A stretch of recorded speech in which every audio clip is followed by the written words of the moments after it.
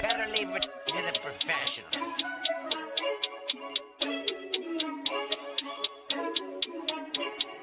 Blessed by Bungie, blah, blah, blah.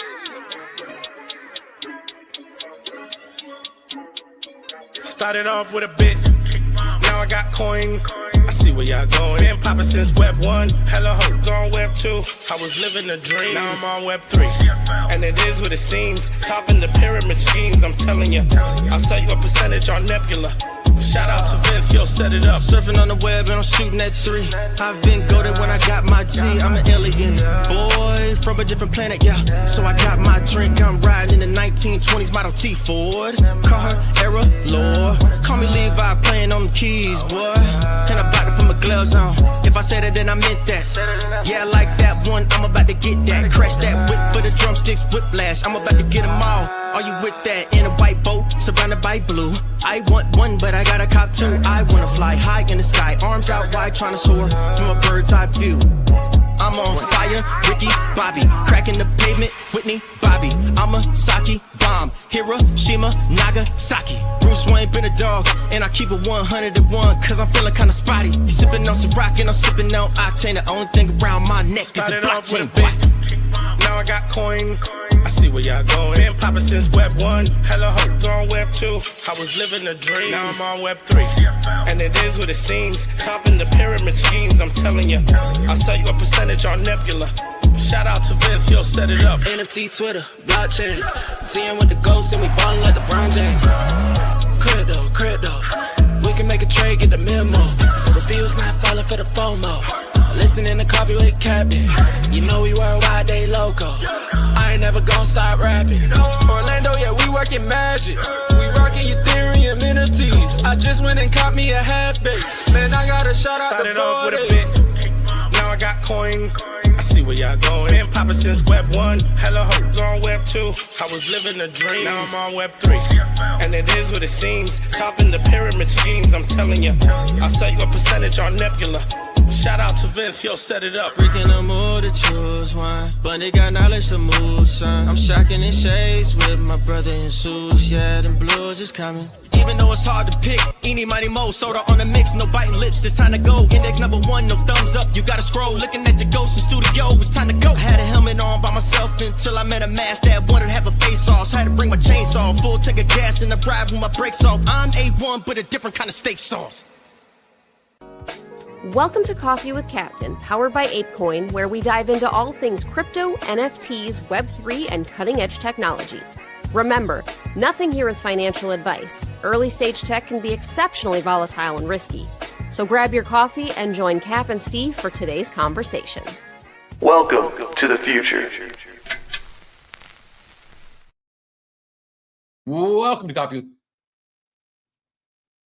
Welcome to Coffee with Captain GM. Thanks so much for joining us. I think I thought I had lights on. I didn't. Just need some blackout curtains here. But anyways, we're gonna redo that. GM. Thanks for joining us. Already done so. Do us a favor, drop some GM in the chat down below. Head up top, smash that like, repost a bookmark on the day space. We greatly appreciate it.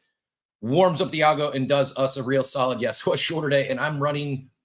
I'm running a little behind, but it's not over like sleeping in. I feel good. I woke up, Supermoon energy, and in all seriousness, it was this trip to Vegas. I've become a curmudgeon-y old man to where not only do I hate traveling north in the wintertime, like I'm going to Cincinnati this weekend to celebrate my brother's 40th birthday. Excited about that. Not excited about the weather change and the bones hurting due to the cold weather. Also becoming the curmudgeon-y old man about traveling to the West Coast. Pacific Coast time is for the birds. Not a fan. And it took me a literal week to get back into just like normal routine and feeling good about last couple of days. I finally slept good, slept through the night, but I wasn't jet lagged. I felt fine during the day, but I'm just such a routine, especially my mornings are so routine, and it throws off my days when the sleep is jacked up. So yes, Osiris, the intro video is a banger. Shout out to our guy Payne. Really is a quality video. If you missed it, he also put out a a video recently on MoonPay. I'm going to see if I can go grab that and put it up top as well. Give him some love. It also made me think about the article yesterday from Oxy. I'll pin that up top as well. We might be chatting with Oxy here in a bit if he's able to join us. And yeah, mostly though, GM to all the Supermoon enjoyers, anyone who opened longs last night. I mean, we'll see how the market responds this morning, but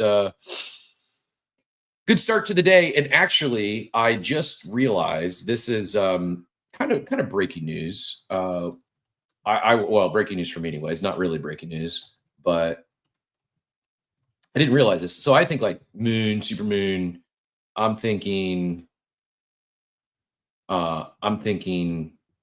in middle of the night, right? Like, okay, that's nighttime. Well, actually, buckle up because we are. And then I saw like November 5th. So like my thing is it last night? Is it the night of November 4th? Is it tonight? Is it the night of November 5th?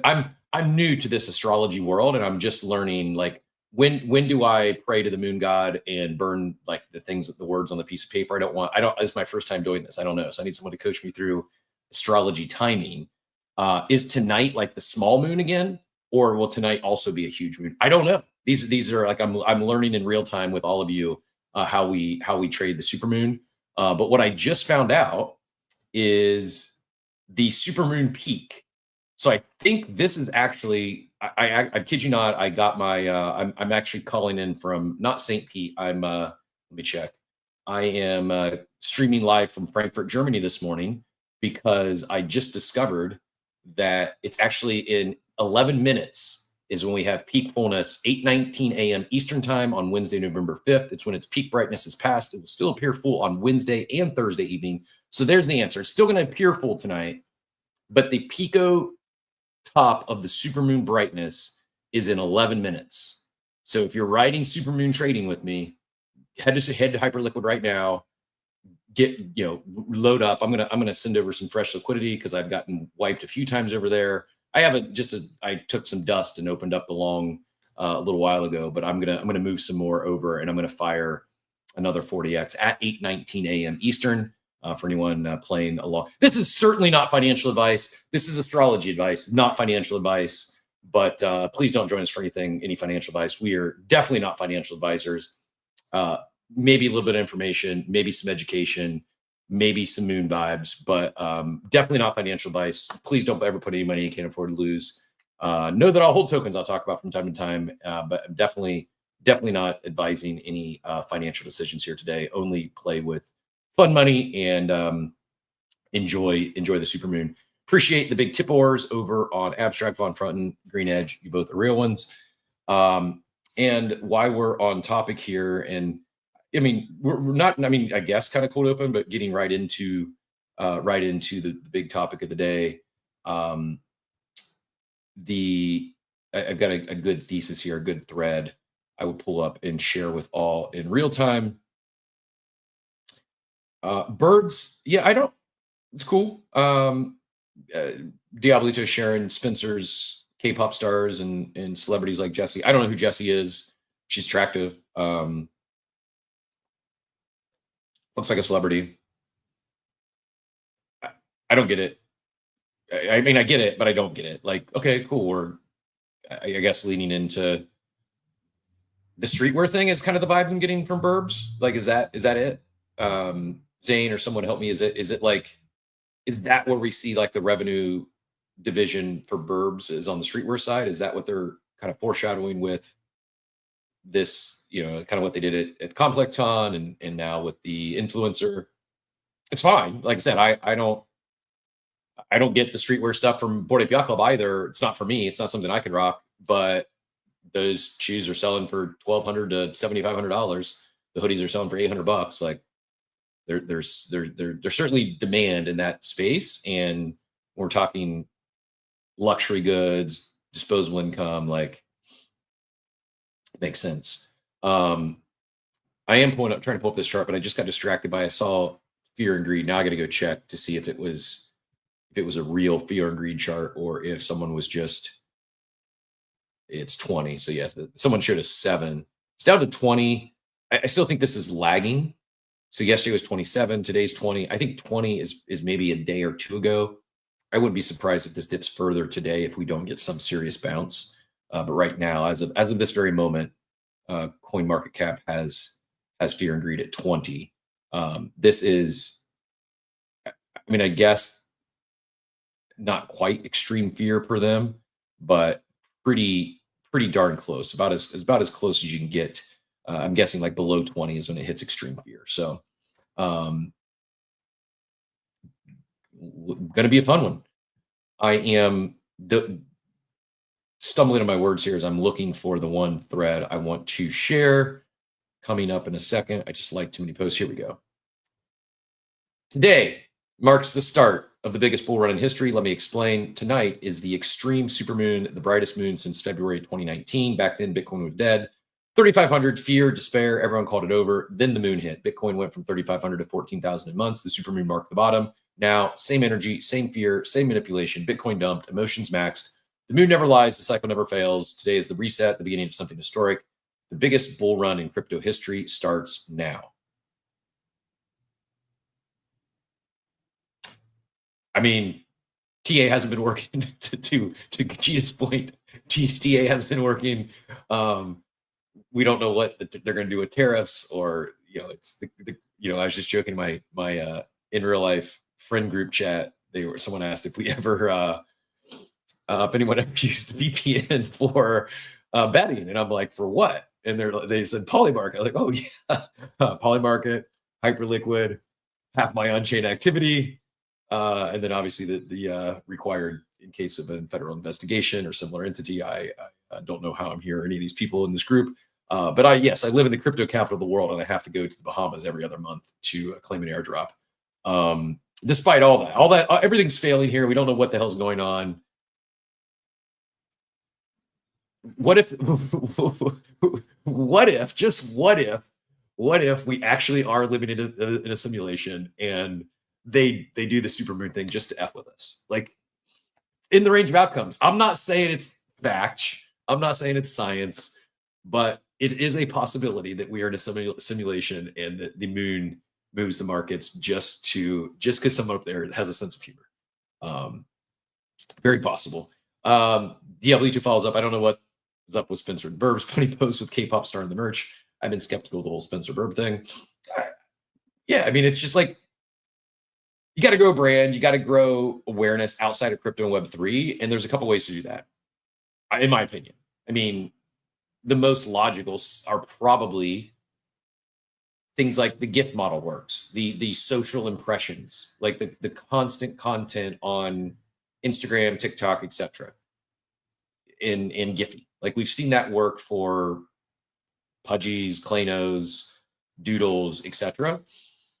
Collaborations, another way. Again, Doodles, Apes, etc. Pudgies. You got to do that, or you get celebrities talking about your brand. Again, it's happened with Apes. It's happened with Pudgies. Oftentimes that's paid, whether it's they're paying the individual, whether they're giving the individual an asset, sometimes both. So I'm not knocking the approach. I get it. It makes sense.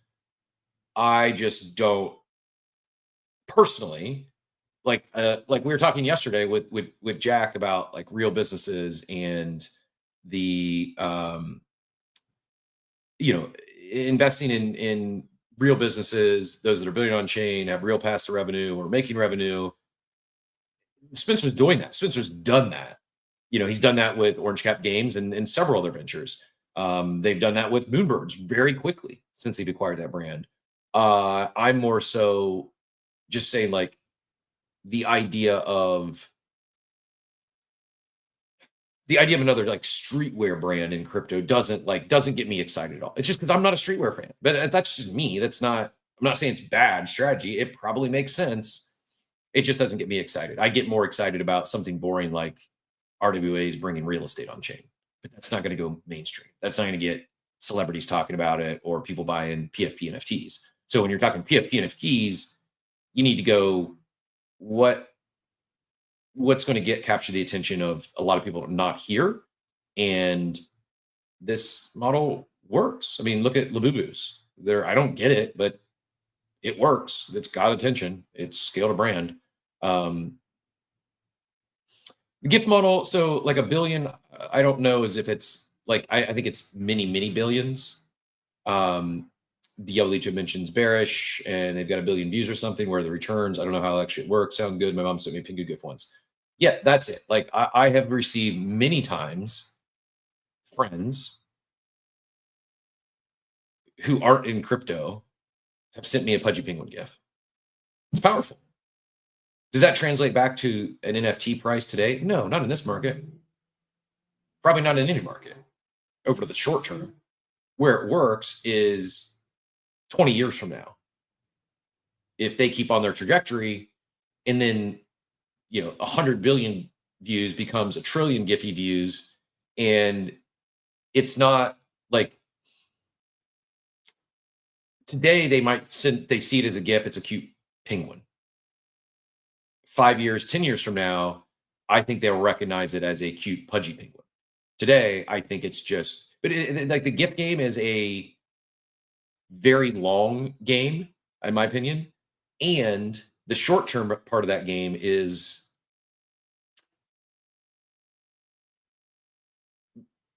it's memeable in this space, right? The short-term is a narrative for us. It's a short-term to show, it's like a KPI that's measurable, and it can get people that are in those communities excited about, okay, the team's doing something, they've got some motion. It's not going to translate to the floor price immediately unless there's people here in this space that respect that motion. They've seen how things played out with Pudgy and like, okay, this team is executing a similar model. Maybe they can do other things similar as well. That results in number go up. But yeah, as far as it actually driving a return, I think you're talking in decades, not months or even years. But just my thoughts. Even though the moon is in the clouds, we'll give it that's what we should have everyone drop your favorite moon pick that you've taken in the chat. Diablito out in Big Sky Country, or up in Big Sky Country. Yeah, those clouds clear. You might have a bright one on your hands. 8:18. So we got 1 minute. 1 minute. I apologize. Not the best day to be co-hostless since I am attempting to move some stuff around here and live trade the Supermoon. Let me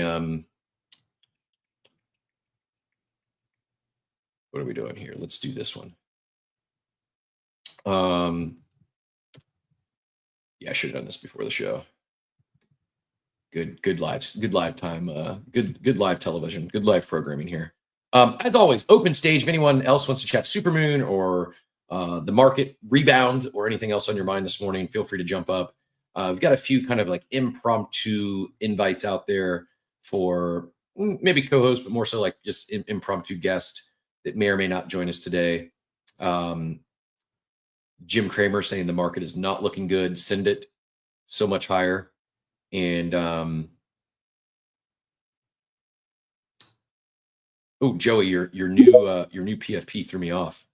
We got the family Halloween fit looking good, looking sharp, sir. Joey GM, are you trading the Supermoon? I'm not trading the Supermoon. I guess Supermoon meme coin launched. Is that what it is?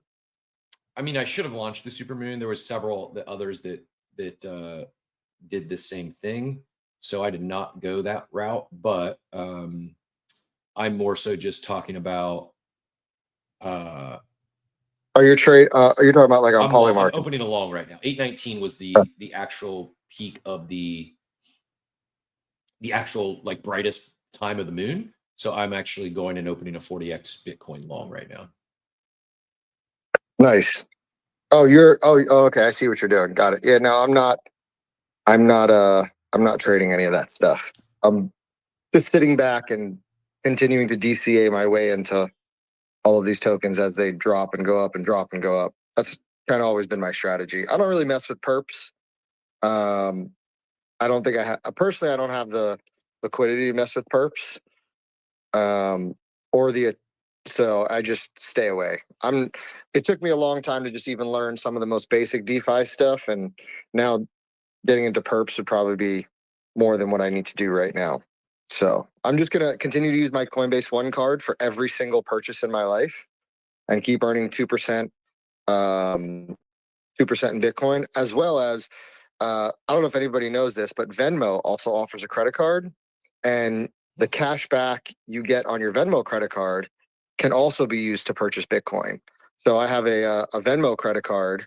So anytime I have to Venmo somebody money, whether it was because we went to lunch or whatever, I use my Venmo credit card, and then my cashback percentage that I get back on my Venmo credit card, Venmo purchases Bitcoin for me with it. So I'm just trying to find as many ways as possible to stack as much Bitcoin as possible. Smart. But that's not why I came up. I came up because of the Moonbirds conversation. What? So take it. What are your thoughts on Moonbirds? What are your thoughts on? I mean, K-pop. Who is this celebrity? Is she a K-pop celebrity? I don't know. I should have done more research. Yeah, I mean, she's got a lot of several. I think I can't remember if it was a couple 100,000 followers or 1 million followers. I can't remember. I've never heard of her. Somebody posted about it in the war room, but I've never heard of her. I guess I could try to find the post again. It was on. I think it was on Spencer's. Well, I think it was on his Instagram story, maybe. So it's probably gone now. But I just first I want to say we're very quick to judge in this space. We forget that like Spencer just took over Moonbirds. Was it 6 months ago? Is it even 6 months yet? I don't even think it's been 6 months. Maybe time is. I don't even think it's been 6 months, right? So we're very quick to like judge on where people are going and the success of what they're doing in a very short period of time. So I think number one, we got to give him and his team a chance to figure/roll out like their plan. So I don't think we should be judging what Moonbirds is or whether it's successful or not. Now, we can critique what we see, right? Like the assumption that, oh, he wore this Burb bomber jacket to the basketball game. So does that mean that they're going to go get into like streetwear and stuff like that? And as his core audience, right, which is Web3 right now, do we have a right to critique and say whether we agree with going into streetwear or not? Of course. But I don't think it's fair to say, oh, he wore a bomber jacket, so now they're a streetwear brand. I don't know what Moonbirds is doing. I'm not on that team. I'm not part of that inner circle. They sold those mystery pack collectibles. So then everybody was like, oh, well, maybe they're going into the collectible toy market. Now he wore a bomber jacket. Now he's going into the streetwear brand. Who knows what they're going to do? And I think we should give them a chance to cook. But what I will say about all of this, which we've always kind of talked about, is how and where does all of this, whatever they decide to do, and this isn't just Moonbirds, right? But how does it all trickle back to your NFT holders? And right now, I don't see a system where that really happens, right? You talked about the billions of views that Pudgy Penguins gets on their GIFs. Okay, that's great. That doesn't generate me as a little Pudgy holder, right? It doesn't make me any money, so, and I'm not saying it should, by the way. I'm just saying that like all of us that are out here, talking about PFPs and like we complain because not we as in us here, but just in general, there's like this complaint about how like, well, they're building a real business and I'm not getting anything from it and this and that and da da da da da. Like there was never a promise of any of that. So if Moonbirds becomes a streetwear brand and you have to go buy clothes, like that's what it is, right? Like I don't know if he's going to give you equity. I don't know what his plan is, but I still don't understand like the outside of you being like a collector, there's very few projects that are doing anything, if at all, for PFPs where you benefit as a holder long term. And I think that's the biggest problem right now and why everybody's so critical of what everybody's doing. Directly. You don't benefit directly as a holder, right? Like I think correct. You don't. There's like we talk about with owning an ape. You get to go to Ape Fest once a year, right? Like so there and there's a few other, right? But there's how many PFP communities right now can you name that where there's holder benefits as the company grows and scales and finds some type of product market fit and starts to do 7-8 figures or right, whatever it is are any of these PFP projects set up to where me as the NFT holder benefits from that? I mean, it depends on what you view as benefiting, I guess.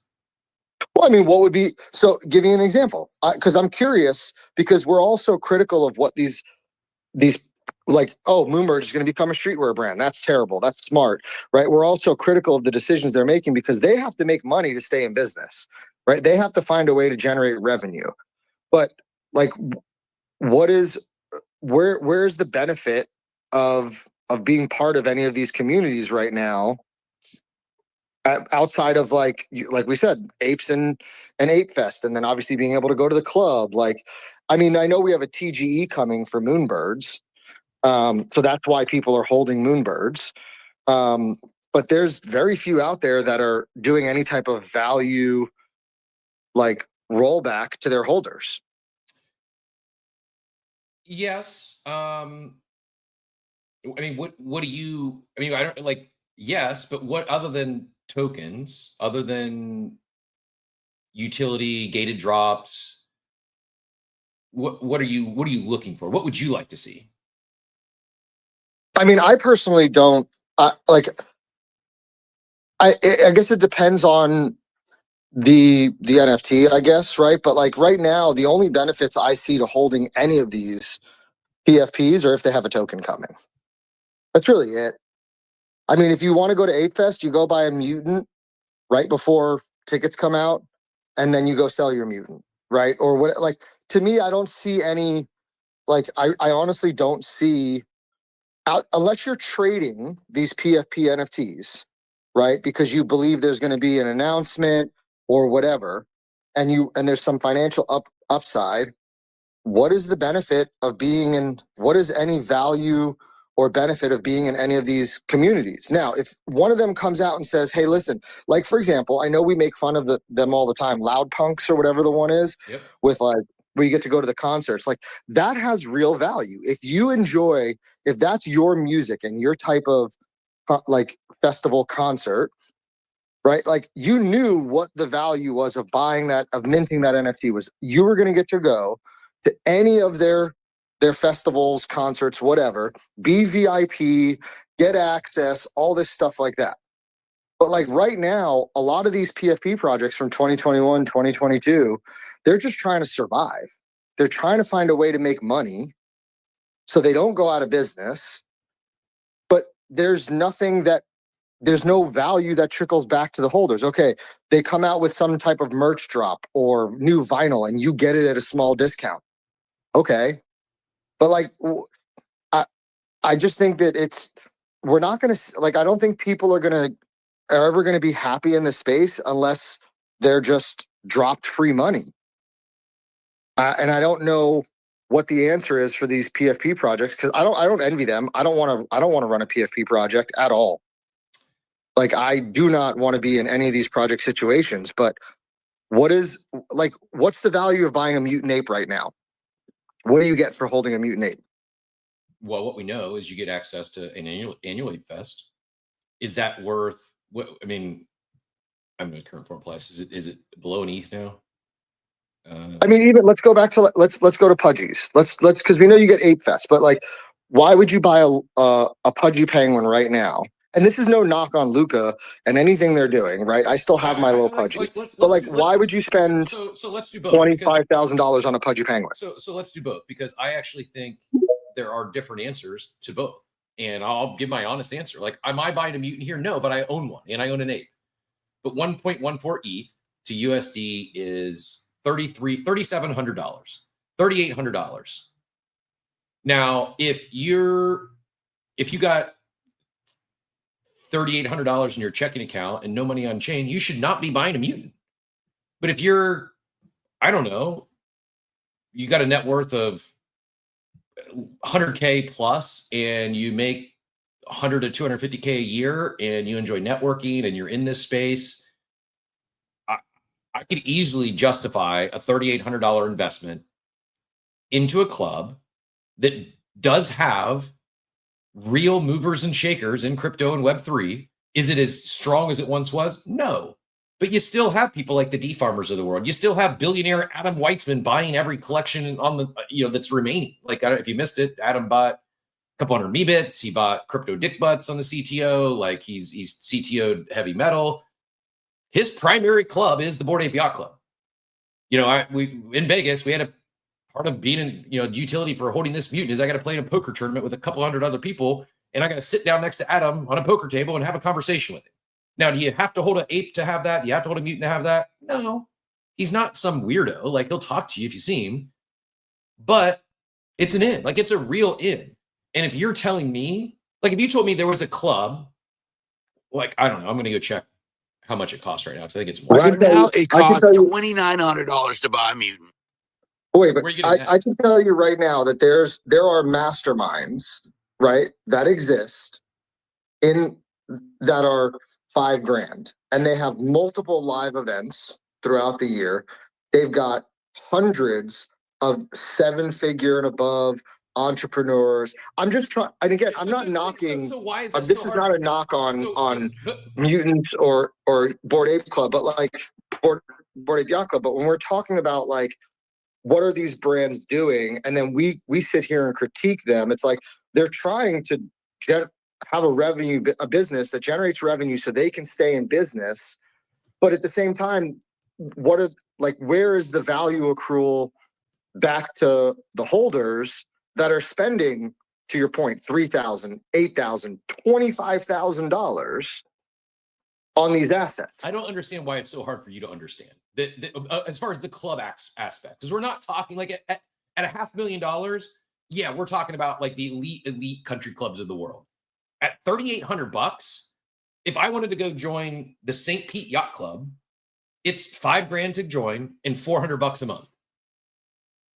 I get more out of the Bored Ape Yacht Club than I would the St. Pete Yacht Club. Facts. It's just like, because of my career and what I'm doing. Like, if I end up going into, and I agree with you. The Ape Fest. I think Ape Fest and the IRL Club in Miami.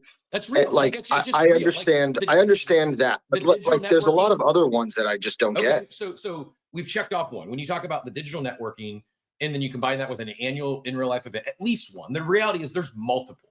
Like, you could realize benefit 5 or 6 times a year at some of their side events. And could you get to those side events without an ape? You could, but you're basically guaranteed with an ape for all intents and purposes. And Ape Fest is real. There's real value there. We saw a lot of people that went and literally paid for their entire trip because they won a hoodie or some shoes that they resold. The clubhouse, again, very real. For $3,800, go find me another member. Like, I know the clubhouse isn't built yet, but go find me another membership that's not on chain, that has even close to, that has, forget a billionaire, that has a handful of high net worth, like 10 million to 100 million type plus individuals in it, that they communicate. You have access to them. You can actually network, and you can join for less than $4,000 and no fees the rest of your life. Like, it's a lifetime membership for less than $4,000. I don't think you can find one. Now, is that going to be for everyone? No. Are people that aren't here or don't understand or not interested in crypto, are they going to rush to join a club that costs $4,000 and they are not, like, they don't know who they're going to be networking with? Probably not. I believe the Miami Clubhouse could change that, to be determined. Now, your other question, and then Machiavelli will go to you next, on, like, let's talk pudgies. Well, what does a pudgy get you? Well, right now it is a collectible. We also know, you talk about tokens, there is going to be allocation for abstract coming up. Can you justify the current price with the abstract allocation? I don't know. There's other events different than Ape Fest, but that pudgy does get you into other events. There is networking opportunities. There is third-party airdrops. Like, pudgies did a lot of this. What I'm kind of scratching my head of, and what I do think could bring a little bit of surge back to NFTs, is they gotta, in my opinion, and I think Spencer, I'll give him credit, I think he's done the best job of this probably this year, is really lean back into the third-party airdrops. Like, why apes, pudgies, etc. weren't getting extra allocation or being taken into consideration for like their MegaETH, or maybe pudgies were on Monad actually. That's only because those teams weren't asking, in my opinion. I just like maybe Monad or some of these teams, they decided like, oh, we don't like someone there, we don't like the leadership, so we're not going to include them in our airdrop. I don't think that's the case. I think it's much more a case that the teams just didn't ask. They've gotten too busy, too focused on what they're building, that they've stopped looking for stimmies and dividends for their holders. That to me is the biggest differentiator when we talk about these crypto clubs, whether it's an actual Bored Ape Yacht Club or Pudgy Penguins that's a community, or Phil in the Burbs that's a community. They're all online crypto clubs in communities to some degree. I do believe the easiest way to return value, the easiest way to give those holders an ongoing reason to hold financially beyond the perks they get from being in part of that community, to me, it's pretty simple. To me, it is these third-party airdrops. It's not like they're going to stop building blockchains. It's not like they're going to stop building dApps on these new blockchains. The industry is going to continue to move forward. There's going to continue to be airdrops. Like, am I taking crazy pills? Like, is this not the easiest way for these? Well, I mean, I think, yeah, listen, financially rewarding people is always a great way to attract and keep your holders happy. And again, by the way, I'm not against PFPs and NFTs. Like, I'm a huge supporter of multiple projects. I'm just asking these questions because I think a lot of these projects aren't clear with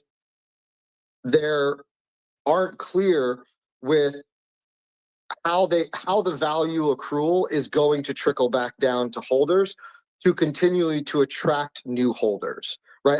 Like you said before, people are, Moonbirds TGE gets announced, everybody jumps out of other NFT projects and jumps into the Moonbirds, and the price skyrockets, and then they realize the TGE ain't coming, so then they sell those, then jump back into another one. Like, we're just passing these NFTs around to each other. And if we want new people to come to this space, these companies need to be more like, they need to communicate more or show us more of like what the value accrual is. Like, if I called up a friend today and said, hey, you should buy this, I don't know what I would tell them, like, as to why they should come here and buy this NFT for a lot of these projects. So, good. I guess my thought is, by the way, we officially have that position opened. It took me a minute, but so I missed the Pico top of brightness by 20 minutes, but 8:39 we added to the Supermoon long. Good luck, everyone, joining me on on my astrology arc. But if this thing hits, I'm not even joking. We have a full blown, not segment. We're gonna do a full blown. I think a lot of you think I'm kidding. I'll lean into the hippy dippy shit if it pays. Like, I will absolutely become a full blown astrology bro.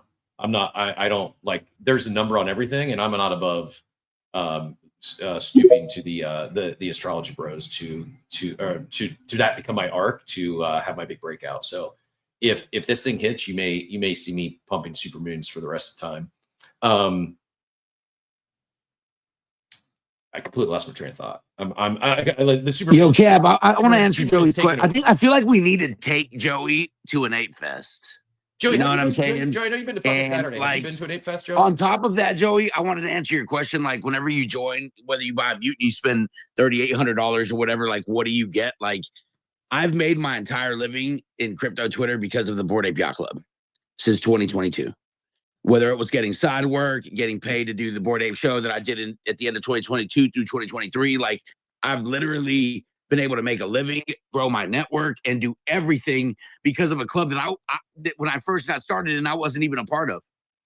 And I'm not the only one that's been able to do this in my life. Like Rock Soul started that way in crypto as well, doing art for club members and stuff like that. Like, you know, it's just it's really what you're buying is community. What you're walking into is community, is a way to network and have relationships that you probably would have never had before. And then on top of that, the entrepreneurial spirit that is throughout the Bored Ape Yacht Club is like no other entrepreneurial spirit in any other club. Mike, I don't mean to interrupt you, but like I understand the Bored Ape stuff. We get it, but let's look at all of the other, right? Like I understand Bored Ape's been around since 2021 and Ape Fest and the networking and all the people. Like we've talked about Bored Ape forever, but I'm speaking in general about PFPs. That there's a clear, whether it's unclear value accrual that comes back to holders to be able to encourage new holders versus us just hot potatoing the NFTs around each other in this space. So I don't, and we'll go back, back feel free to answer. I don't think it's really the time to encourage or onboard new users. Like I just, maybe it's the best time. I don't think so. I mean, the market's, who the hell knows? It's extreme fear or borderline extreme fear, a lot of uncertainty. We've got to the point, like, I'm so confused by the market. I'm turning my whole personality into an astrology bro. That's where we're at in the cycle. And if you think I'm going to be onboarding my friends in this environment, like I'm like semi-embarrassed because I got a text from this girl I'm seeing and she talked about the moon this morning. I'm like, oh shit, she's listening to the show. Like I can't, like I'm like, wouldn't now be the right time though, because all the prices are down and they can get in for so cheap? Yeah, but I don't know. Like it's also potentially the falling knife. Like I don't know where the bottom is.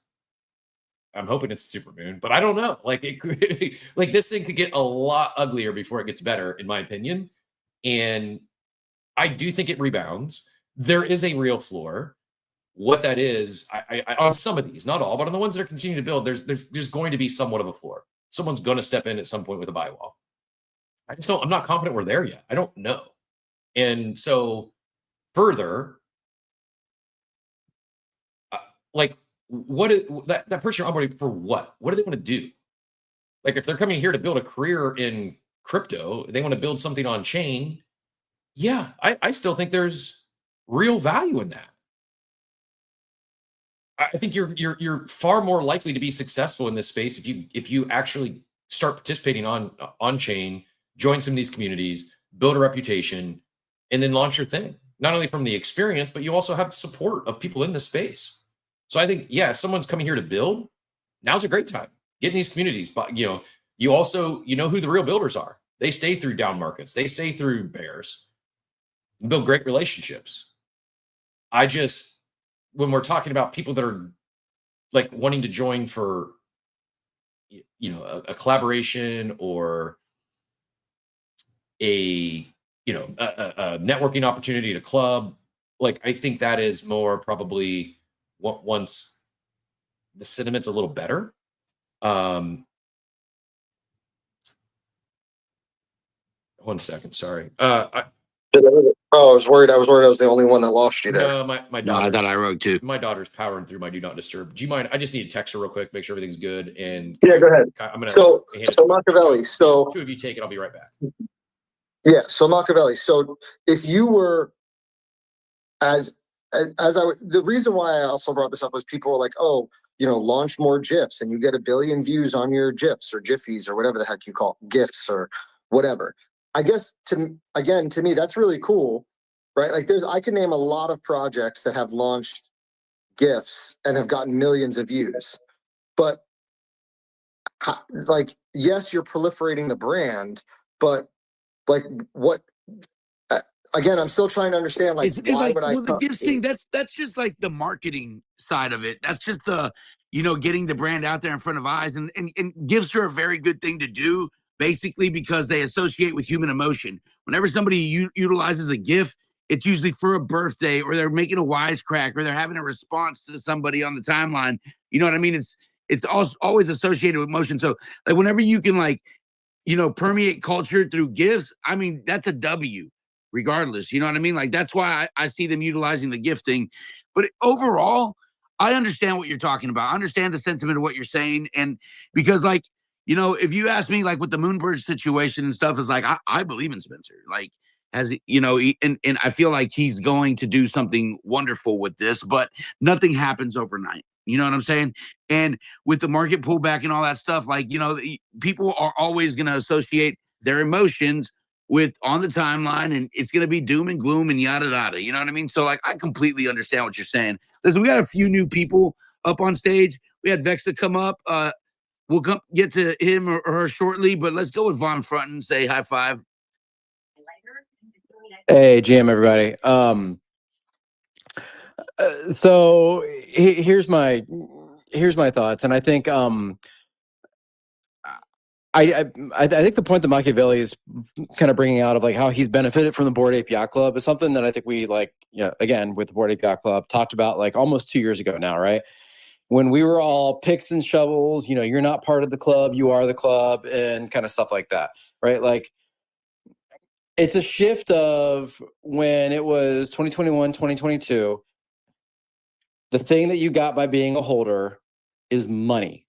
You got it because number went up. You got it because they airdropped you free NFTs. You got it because they gave you free tokens, whatever, right? And everybody who is there, or everybody who longs to go back to that time because either they missed it or they want to go back, is now saying, I need equity, I need tokens, I need number go up, I need financial, right? And that's fine. If that's why you're in the space, you can ask for that. I think what we're seeing is that's not a sustainable business model.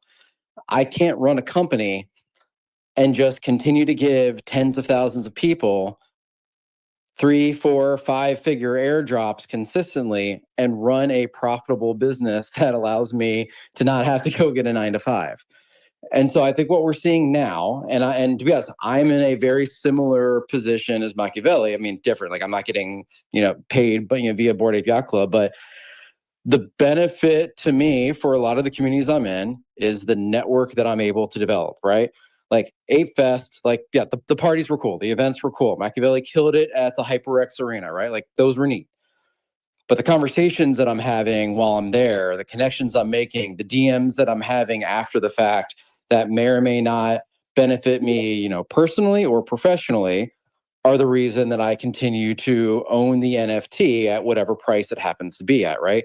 Now, look, if all of those dry up, and the benefit is really now just going to a party once a year that I may or may not want to go to, well, then I may reconsider if I'm going to hold or not. But right now, the network is worth far more than the whatever $2,900 that I'm going to get from my mutant. So I'm going to keep at it, right? And I think that's what, and that has nothing to do with Amazon Gaming. That has nothing to do with Other Side. That has nothing to do with a lot of the things that the company is creating. But it's what I've decided to make out of my membership, right? And everybody can make something different out of it. I think when I look at, you know, whether it's Spencer or Claynosaurz or Doodles or Azuki or Pudgy or whoever, I think the question is like, look, stop waiting for somebody to deliver something to you. If you can go find something, go build something, go not build like a company, but like, you know, get a value out of holding something, cool, go get it, right? If you're just sitting there waiting for insert founder's name here to give you something purely for holding an asset that at this point they probably didn't sell you because you bought it on secondary, I'm guessing those times are ending because you just can't run a business like that. Yeah, good take. I agree. Even hearing you say like you're getting value out of your club membership, and I think it's wise. You're building here. You're a builder. I think that you've seen value from that membership. You're getting value from that membership. Part of me thinks like if you're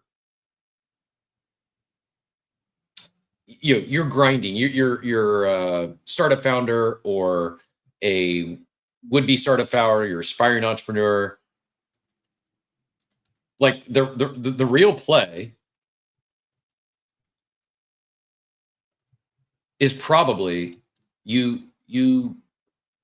assuming you're on limited capital. So or you have limited disposable capital that you're willing to put into these clubs, these memberships, these communities, these networks. The real play is probably cycle through them all.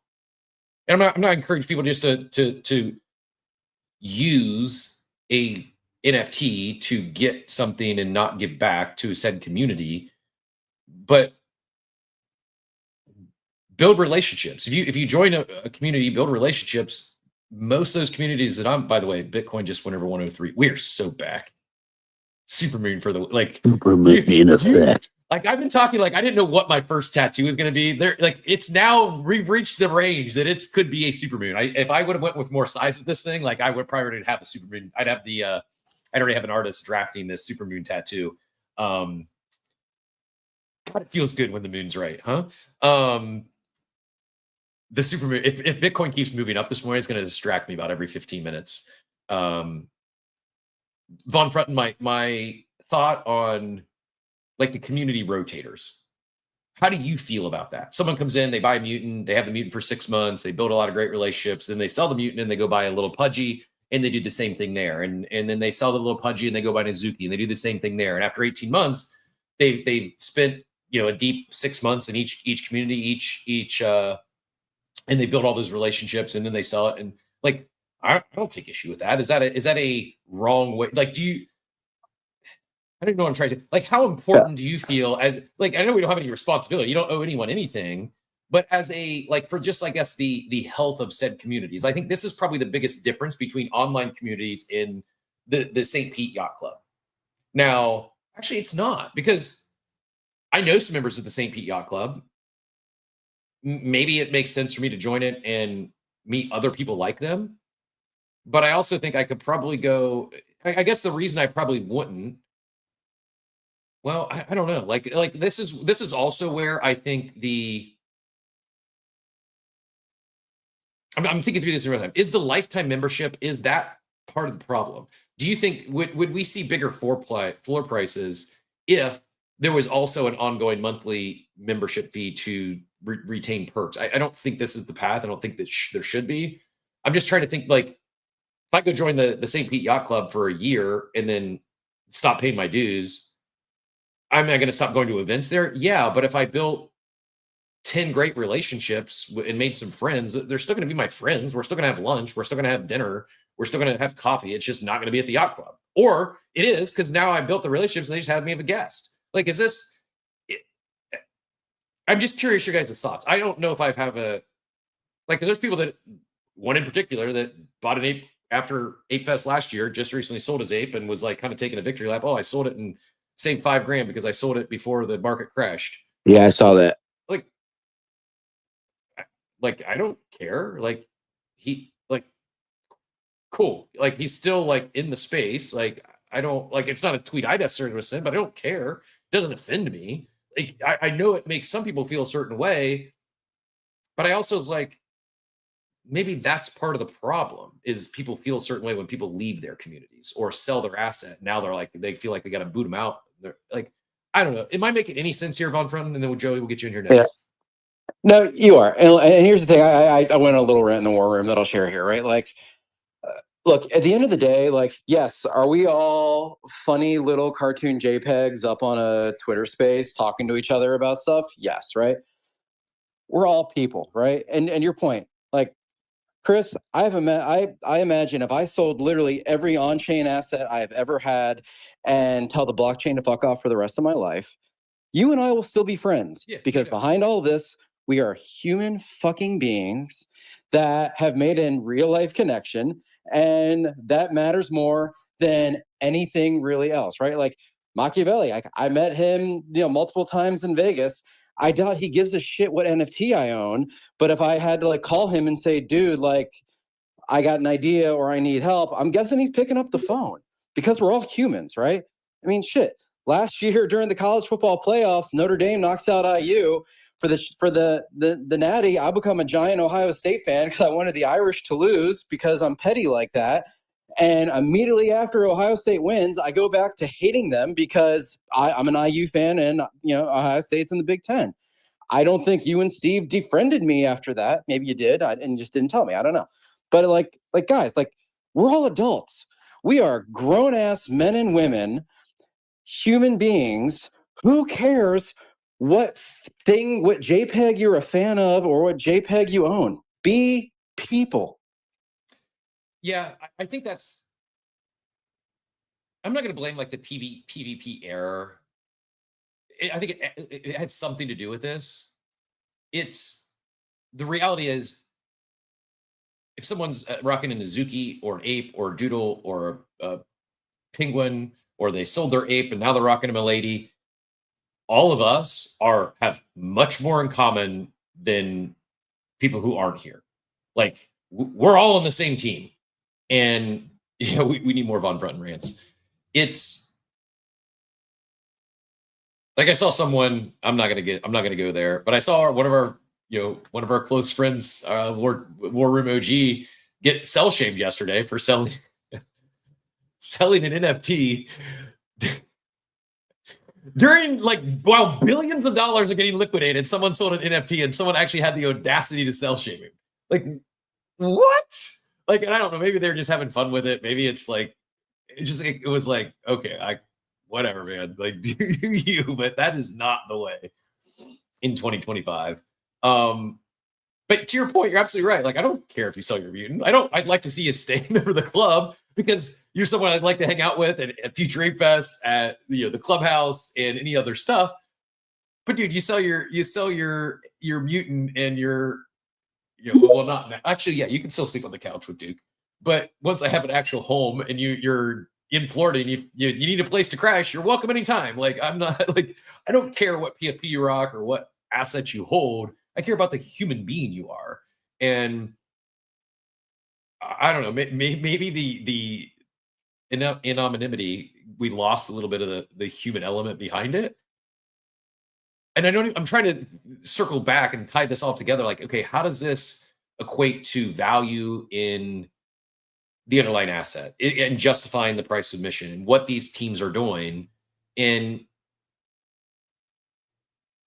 this is it here. So Dort says, sure, if I left the club today, I'd still have my friends I do now, probably. But being in the club facilitates making new connections with new members forever. It's not always about the now.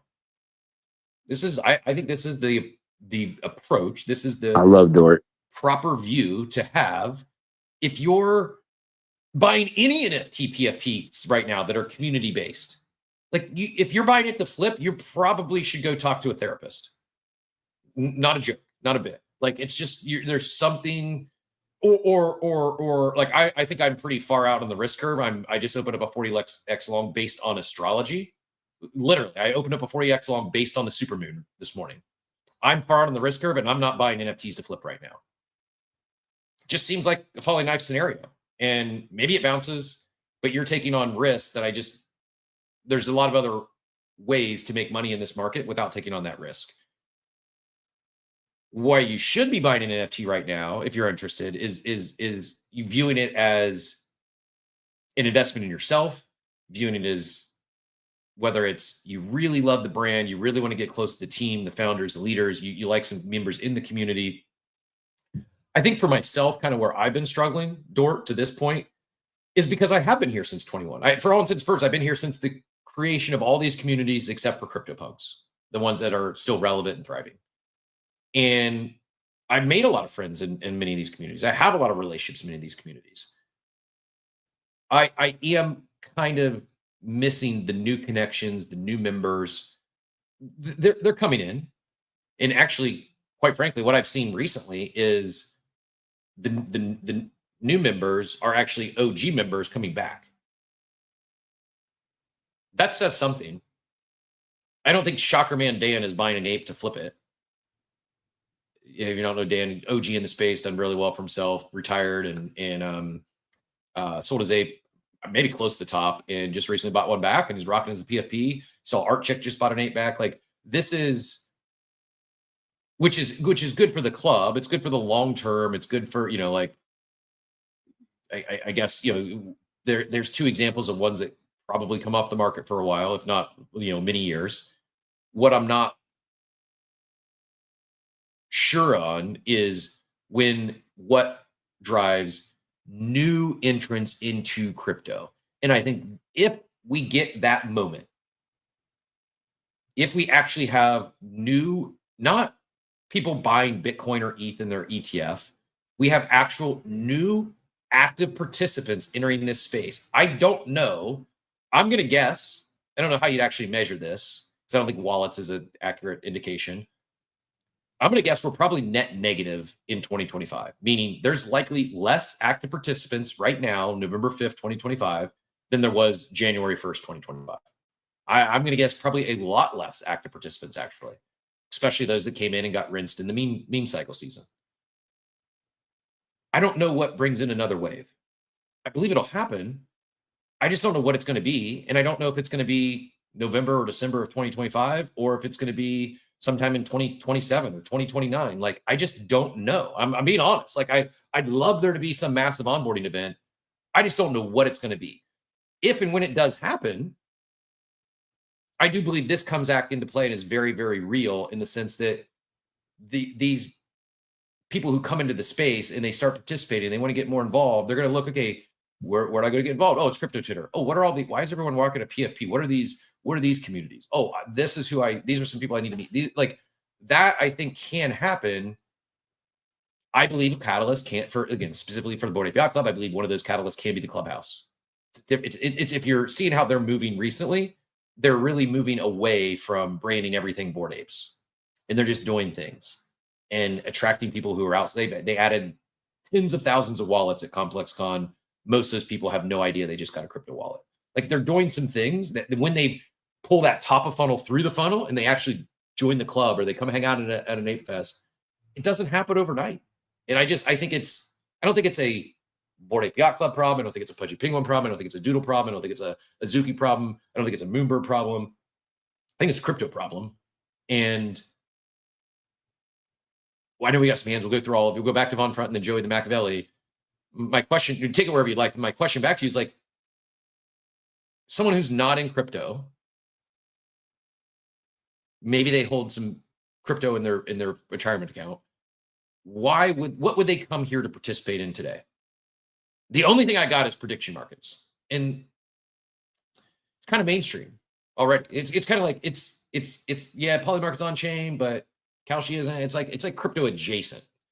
I think people, it's closer to, like, if someone gets big into prediction markets, I think they're more likely. It's a better saying that they just entered the sports betting in the betting market, the betting industry, more so than they're entering the crypto industry as an active participant.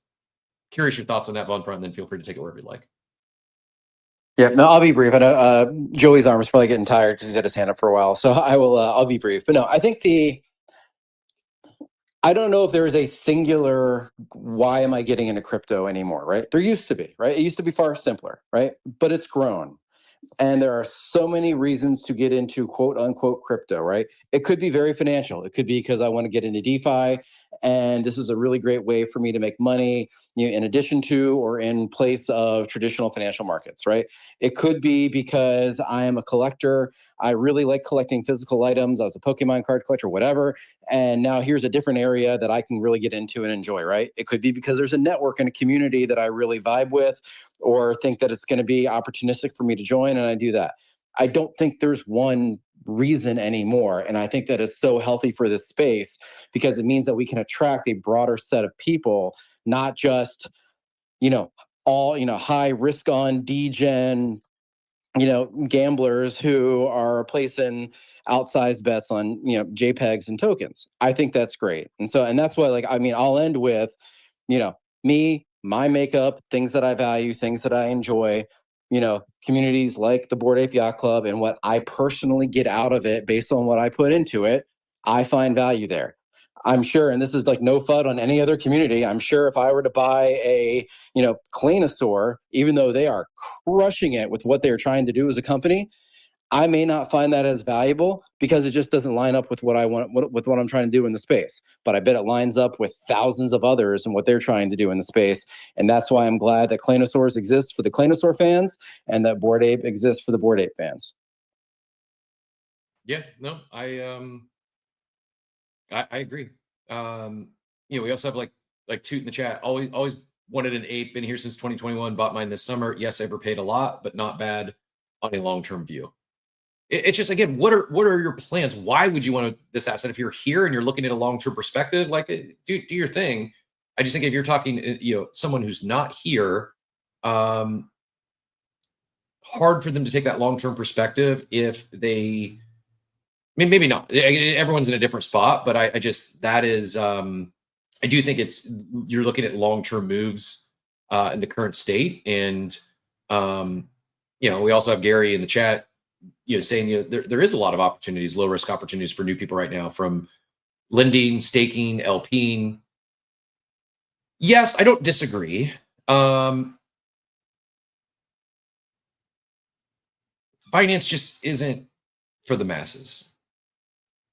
Most people don't want to think about their finances. They just want it's why, despite being most fund managers being outperformed by the S&P 500, it's why fund managers still exist. Because most people just want someone to tell them what to do with their money. They don't want to think about it and do it themselves. Now, maybe we're entering this world of AI agents doing that. Like, maybe that's the big unlock. But again, that's not I don't know if that's necessarily an active participant, right? Like, maybe some people start managing their funds in DeFi and they want to go down the rabbit hole, or it gets them down the rabbit hole. I actually think someone mentioned Pokemon. I actually think that's probably a closer onboarding mechanism than is DeFi for most people, because finances are complex. DeFi is super complex for the majority. And I just don't know if we'll see many new active participants, unless someone's like, they're already in finance and they want to expand what they're doing. But for most people, I don't know if that's going to be the big one. Joey, go ahead and get back in here. Appreciate your patience. Yeah, of course. I didn't want to be that guy as the co-host, just interrupt everybody. So I think there is a place for PFP NFTs. I think there's, like Tavon Frutton said, every community offers something different. I do think that these PFP projects from 2021, 2022, even 2023, right, are facing a much more difficult battle than newer projects, because I think newer projects can take what's been the good and the bad of what's happened over the last 3 to 4 years and better articulate their plans for their holders. I think in the past there was a lot of mystery and we're nothing, we're just art, but now all of a sudden we're this, but now we're not, now we're this, and chasing trends, and it's gotten a lot of their holders upset and confused.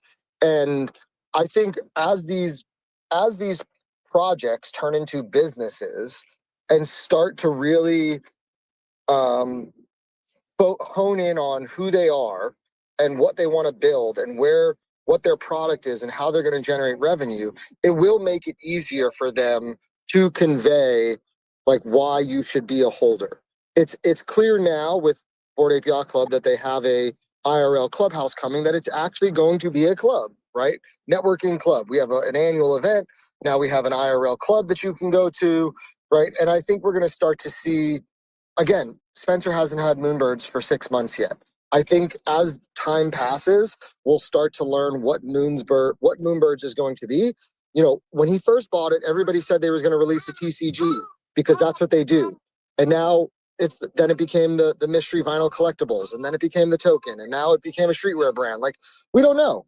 And I think as these projects become businesses and start to find their lane, you'll start to learn why you should be a holder, or if you should be a holder, based on where they're going to generate their revenue from. And a lot of them just need time, and we need to show some patience with these founders. Fair. I agree. Time and patience would help a lot of these founders. It's just, there's not a lot of patience in crypto.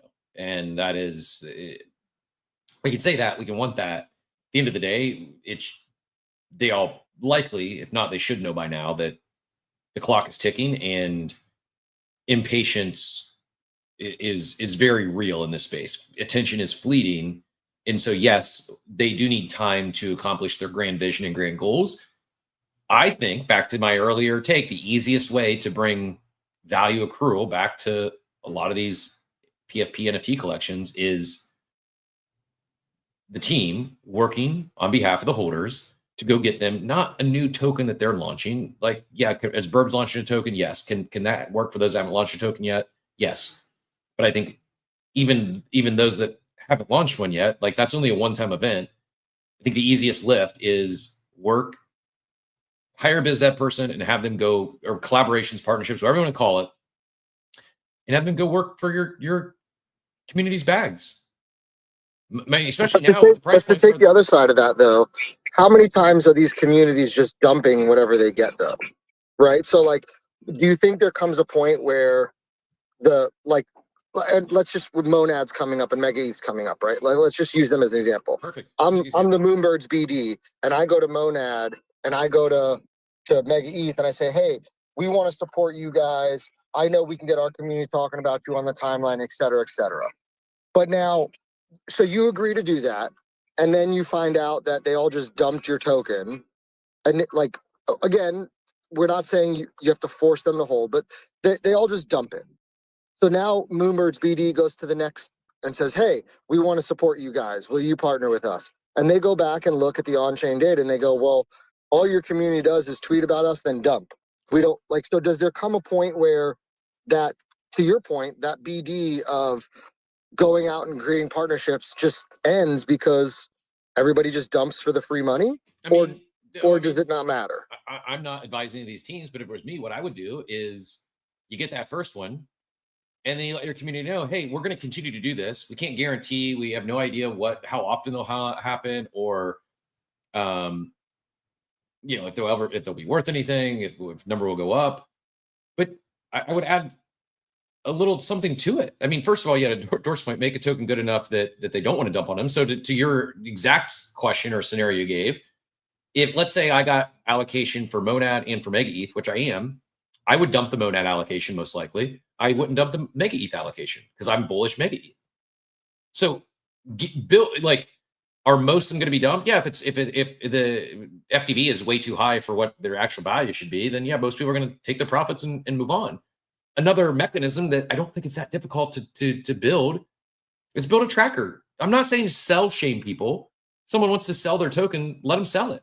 But the beauty of having all this on chain is it's easily identifiable, not just by the team, by third parties. So build a mechanism like, hey, if you hold a burb, you're going to be eligible for any time we get a third-party airdrop. You're going to be eligible. Now, depending on what you've done with your prior airdrops, is going to be determine how much allocation you get. So if you hold, you both hold a burb, but burb holder A dumped 100% of their allocation, burb holder B dumped 50% of their allocation, burb holder C staked 100% of their allocation, didn't dump any. On the next airdrop, burb holder C is going to get 3 times as much allocation as burb holder A. And burb holder B is going to get half of the amount, or, in the middle. Like, you can make it a lot more complex than that, but it's like, is that difficult? Like, do you want, like, if that's a thing, if they're worried about their holder, like if a new chain is worried about Moonbird holders dumping their token, well, give the Moonbird holders an incentive to not dump the token beyond potential number may go up. And before you start screaming, it's a Ponzi, dude. It's a gamified, like, have fun again. Let's bring back the games. Make me make a decision if I should burn this NFT that's 5 ETH to maybe get this other NFT. Like, that was fun. And it made people think, do I want to hold this asset or not?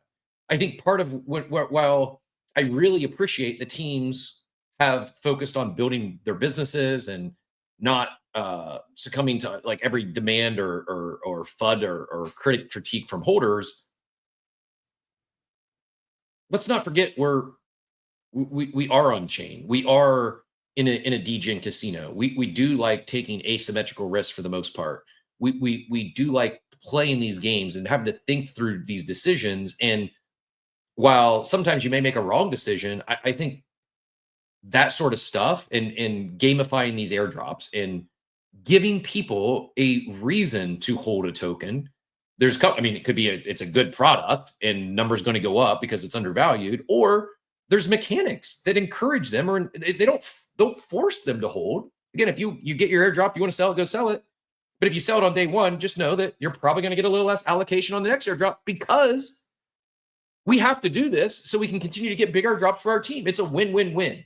Like the person who sells 100% knowing they're going to get less, they should be cool with it because by the team doing that, they're still going to get another airdrop. So the person who sold 100%, maybe they only get 20% next time, but it's 20% of something instead of 100% of zero. Is this making sense? MegaETH, go ahead. No, it makes total sense, and I agree with you, and I love the concept. It's just putting it into practice, and I think it's really smart. And whoever's listening out there, I think Cap's available for consulting. That's the kind of sales shaming I like. I think we should kind of bring back sales shaming. It kind of worked back in the day. No, I'm not being serious, but you know what I just noticed about our friend? He put on him a lady after he sold his ape, and I just love that even more. You know what I mean? Like it just tickles me because of I know the ecosystem and everything that's going on. You know what I mean? So like, I just thought that was hilarious, and I just love what Von Frunten said, and I agree with your sentiment, Cap, and stuff like that. So like, y'all kind of made the point for me. Yeah, I got another. I mean, on topic here this morning, someone mentioned Claynosaurz in passing. This is coming from Swift, posting this again to make sure people didn't miss it. Claynosaurz and Popkin holders will become co-owners of Claynosaurz. I don't think this has ever been done before with an NFT project, especially not one that's promising, as David H. would say. It's definitely been done before. Yeah, it has. I think the follow-up, especially one that's promising, you know, it's been done with Wreck Guy, Goblins, and Plague. Right? So those three, I think it's fair to say that what Claynosaurz has done beyond just their NFTs and on chain is ahead of all three of those others, right? And I love Rec. Yeah, but if you read Cap, because there was a comment from one of the Claynosaurz founders, and I'm not. By the way, I think it's really cool. But if you read though, the only way, according to like what he said, and I don't have an exact quote, but he mentioned how the benefit comes in if there's ever an exit, and then there could be some back to the holders. So it's not like holders are going to get like quarterly dividends or right payouts, right? The idea is that if Hibu or Claynosaurz becomes like some billion-dollar entity and Amazon or Disney comes and buys them out, at that point, then whatever the holders' equity is, they would then see a distribution from it. So yes, it's super cool, but it's not anything that's going to benefit holders in the short term at all. Agreed, in the short term. But I'm pretty sure you've been one that said if I could own stock in Doodles or if I could own stock in said NFT brand, I would.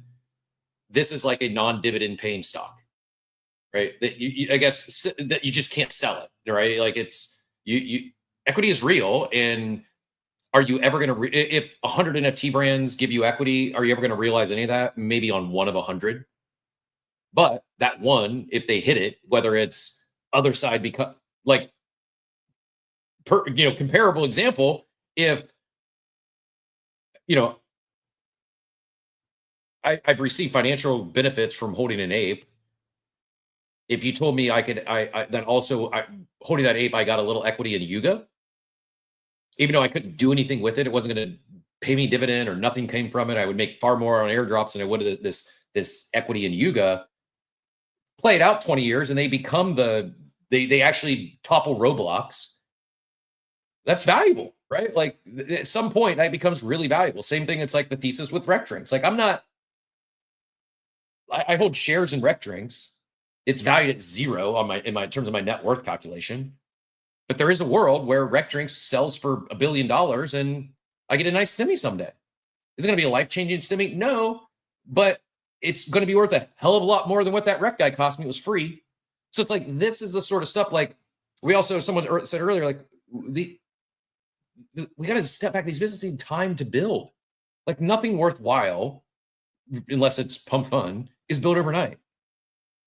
Very few things can achieve insane scale like that within years, let alone a few months. So but when you talk about alignment and being along for the ride and a reason to hold, like the challenge here is I don't know what I don't know, and maybe they're going to do something different here. What I don't know that hasn't been done yet is how they can give equity to holders that they lose if they sell the NFT. I don't believe that's happened, and someone pulls that off, now all of a sudden you are more incentivized to keep it for that big picture upside. Like I said, fully knowing that if 100 of these brands did it, maybe one of them hits the big win someday. It's going to be a not likely to result in anything big. But again, we're talking, you're not spending $100,000 to buy into these businesses. You're picking up a NFT for a few hundred, a few $1,000s, and maybe they have a big exit someday. Go ahead, get back in here, Joey. Then we'll go to the guest of the hour, Mr. Benjamin White. Yeah, it's interesting because if you look at the way I think the Truth Labs right behind Goblin Town did theirs was, like you had to burn an NFT. If you look at the way I think the Plague did it, it was like some type of claim or something with your frog, where if you missed the window or something, then, and I could be not remembering correctly, but I think there was something where not every frog got it, because if you didn't participate, you didn't get access. And then if you sold your frog or something, or was listed, I don't know. But it's interesting because, like, for Claynos, I don't think they've completely rolled out how they're going to do it yet. But like, I own a Clayno. If I just hold my Clayno forever, if they exit, do I get something? If I hold it for 20 years and then I finally sell it, and then a year later, do I get nothing? So with everything being on chain, we can track all of this. So, depending on how complicated and intricate they want to make it, they could reward you even if you're not holding at the time of the sale, because you held for so long. But listen, equity play is really cool. My guess is it's going to be a very small piece, like 5% of the equity is going to go to holders. And if you divide by how many assets that is, you're probably getting like a percentage of equity, right? Which, again, I think it's cool. It's a nice gesture. Do I think in the grand scheme of things it moves the needle in regards to like the floor price of their NFT? Probably not. But it's a cool benefit to be part of it. By the way, I do not want to own stock and doodles anymore. I'm out on ever owning stock and doodles. But I guess until we see the equity play actually play out for one of these projects, we don't really know if it's a net positive or not. Like, we don't know if it's going to have an effect on the NFT price long term. We don't know if it's really worth it to go through all the trouble, because no one's actually been here long enough to disperse the value of that equity to their holders. And yes, I know what you said about an attention economy and everything in the space moves so fast. But these businesses need, Yuga's the biggest business we have in this space, and they haven't even hit their 5-year anniversary yet. Like, we got to give people time to find their lane and find a way to generate revenue so they can stay in business. Otherwise, none of these conversations matter if they go out of business. Yeah, agreed. And I think it is, we've seen, we went through the whole token meta.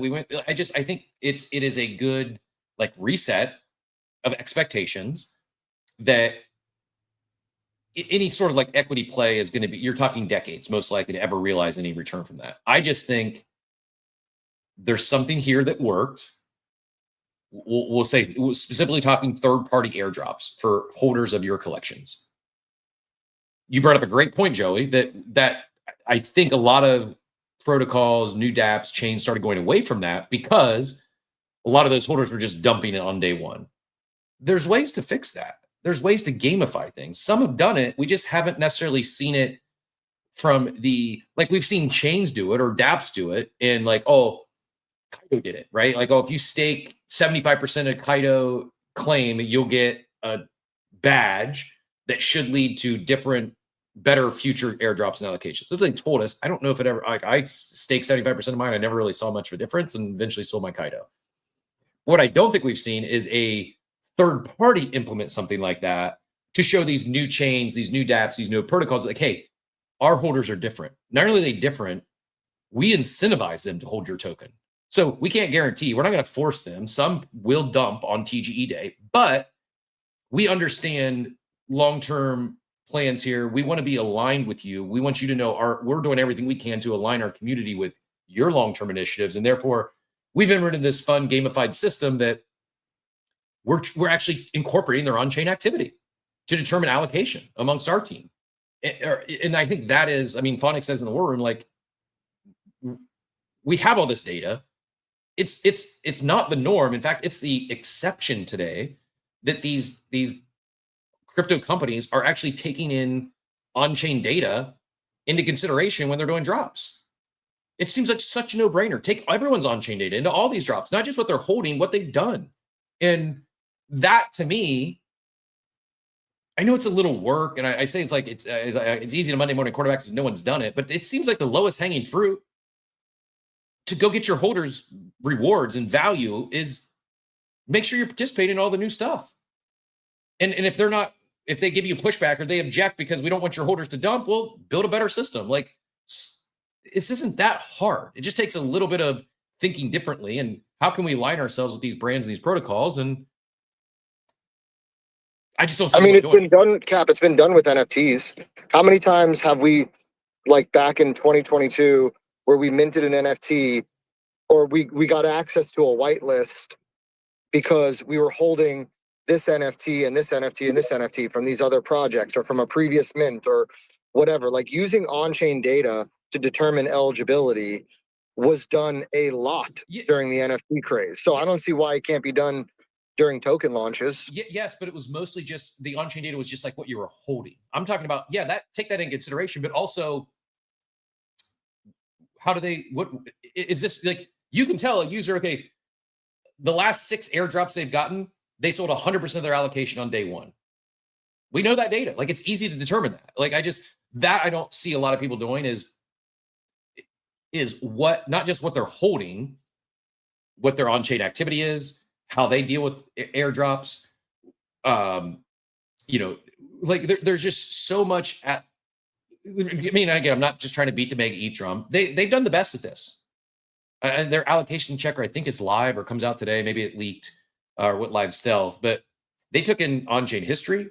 They took in your social credentials, your social reputation with not just your X activity, but also ethos.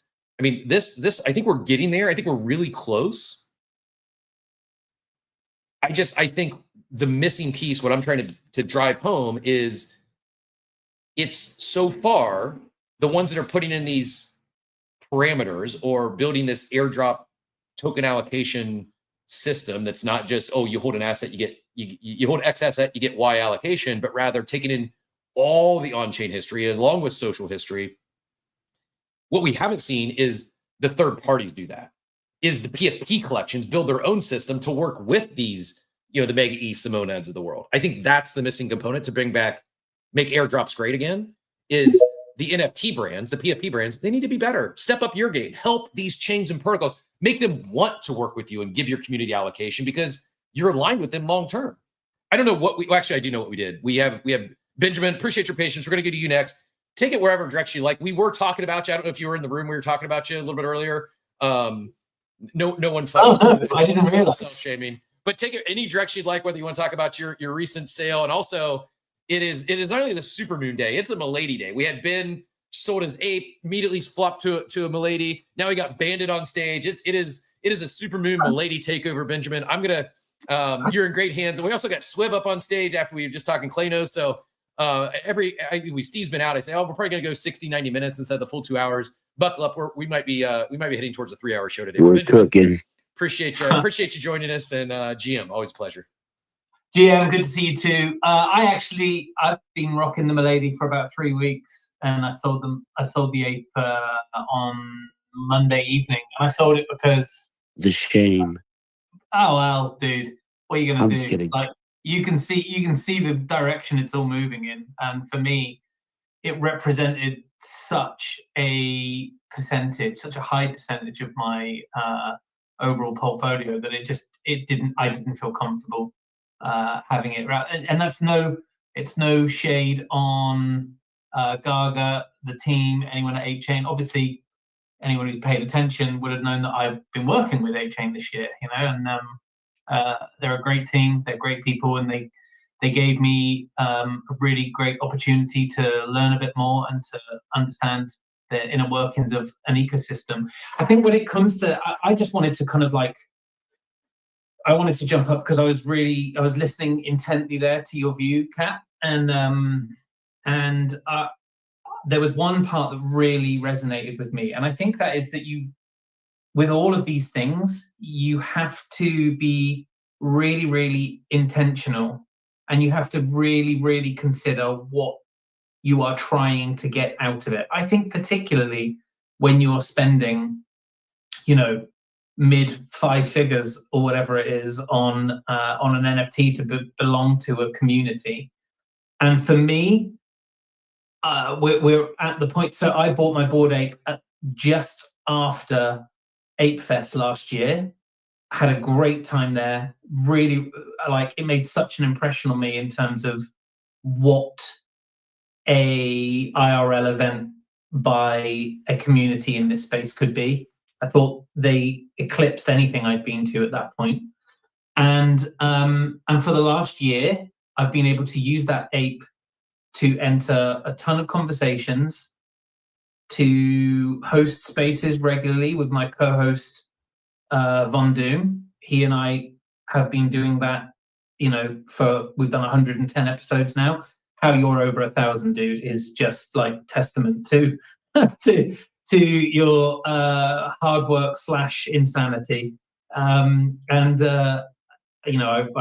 really appreciate how hard a job that is. To have done 10% of what you've done is wild. So fair play to you. So, but it gave me the opportunity to introduce myself to Juan. Through that conversation, I was able to help deliver the Lunar New Year experience for 8chain at the top of the year. Following that experience, I was able to go and help them launch the Alpine and the Cool Kicks activations and work with them on those things. For me, I was able to use the Bored Ape to really move myself into a community and have conversations with a group of people that I admired and wanted to work with. And I was able to do it. But now, looking at it, going into what I think will become a cold, hard winter in a few months' time, I feel like I've been able to have a number of, if you combine that work with the work that I've done with Rug Radio and Decrypt, with Super Rare, with OpenSea, I now have a pretty robust network of people that I can say hello to. And so I didn't feel like I was going to pull the same value from the asset. And so it felt like the right time to capitalize on the asset before the value of it diminished and live to fight another day in the space. And that was really the way that the decision was made. So I think I'm with you, Kat. I think, why are you doing it? Like, these days, if you are owning it to flex, then you are lost in an age 3-4 years ago.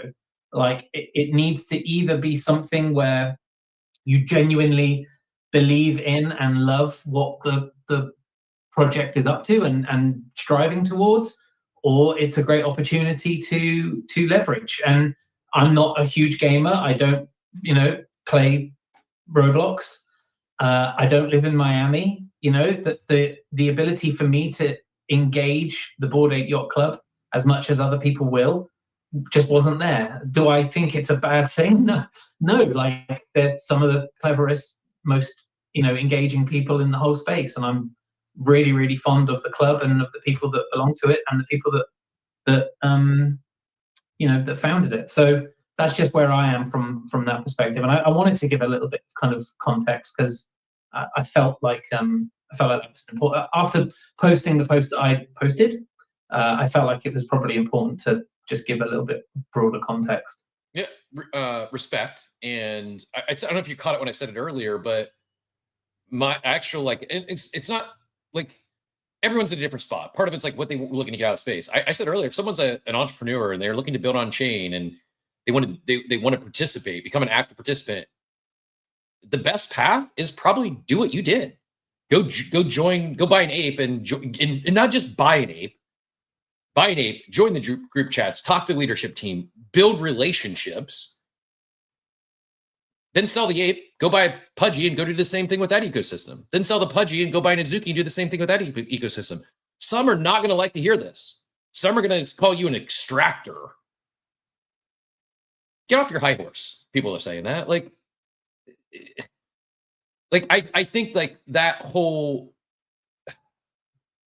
like that PvP mentality is probably like, I don't know. I think it's a turnoff for some. And it's done as well, the PvP thing, dude. Like, it's finished. It's like, come on. Like, are we really saying that there's a war between monkeys and penguins? Like, no, that we're two very, very, you know, in terms of like scale, yeah, of course, the biggest in this space, but you know, in broadly in tech and entrepreneur, like, come on, like, I want to see Luca and that team excel just like I want to see Gaga and Cam and that team excel, like, because it's great for the space, and I believe in the space, and I believe in what we're doing here.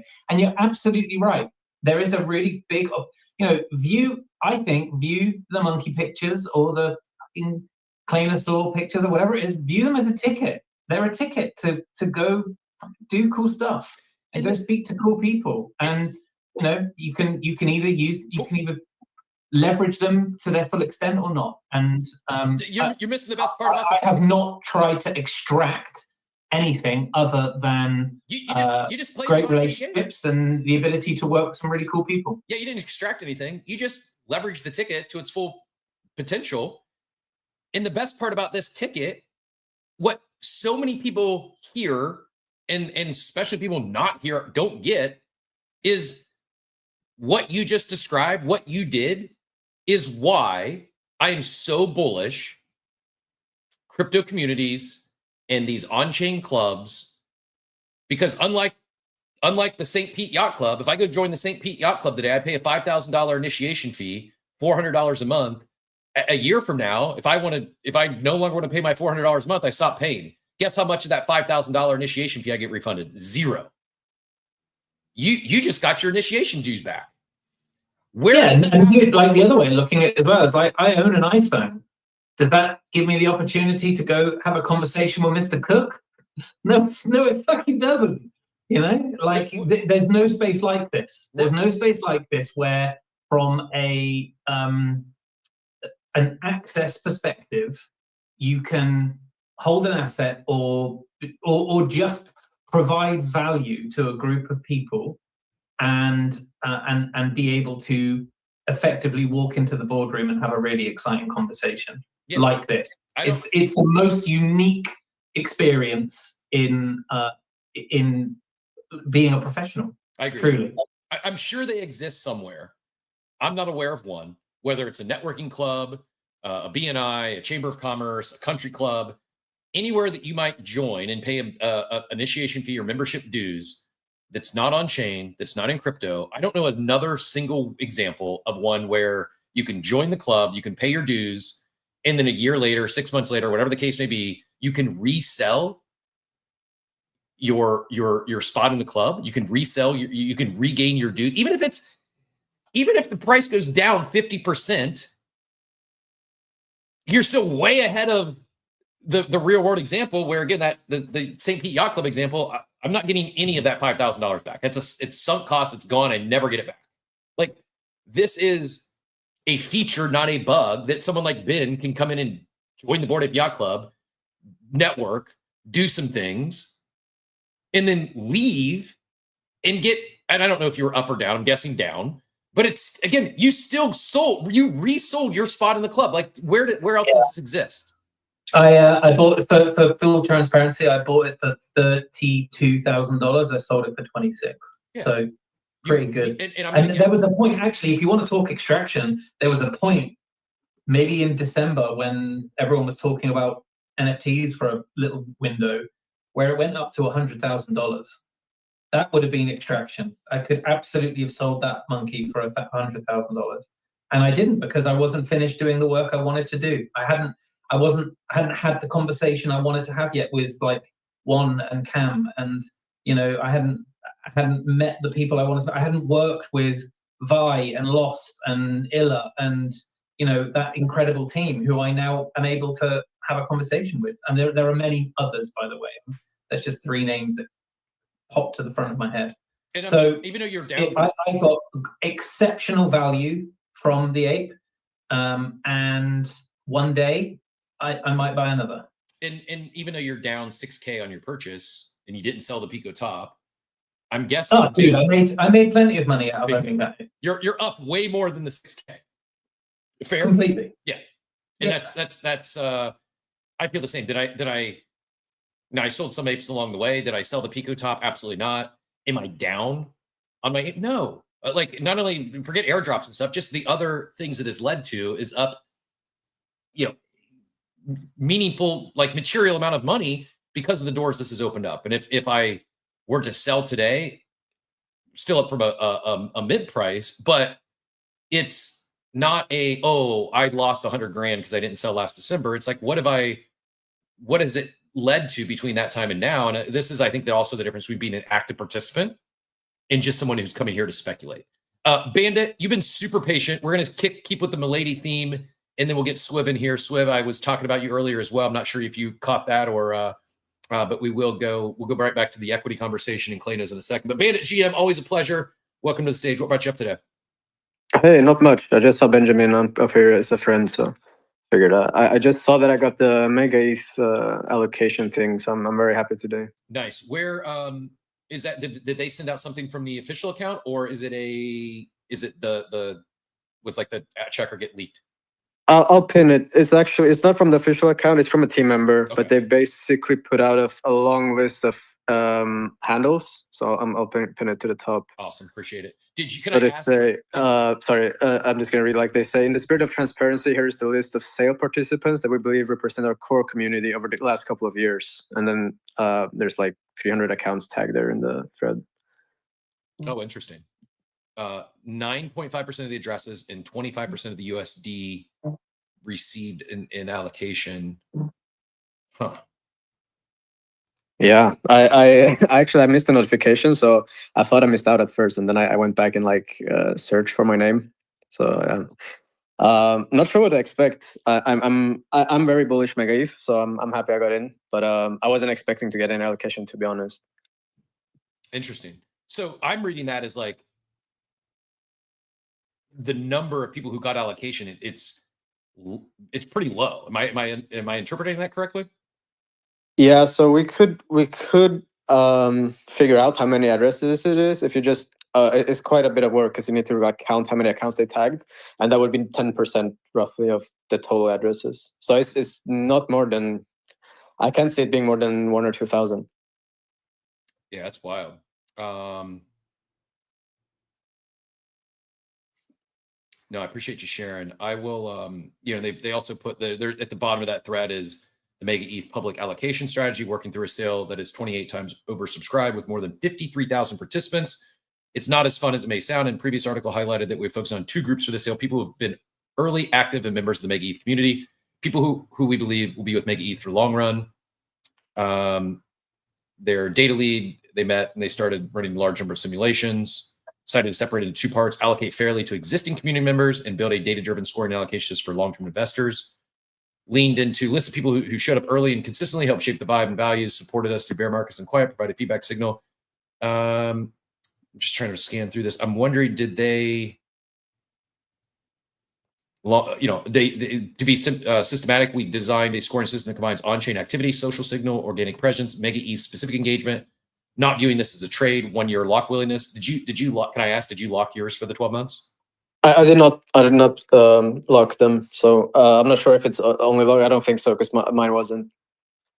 This is so. I actually want to pull this up so I can share it on screen, because what we were just talking about. This is actually perfect. What we were just talking about in terms of taking into consideration all not just what people are holding, but actual on-chain history.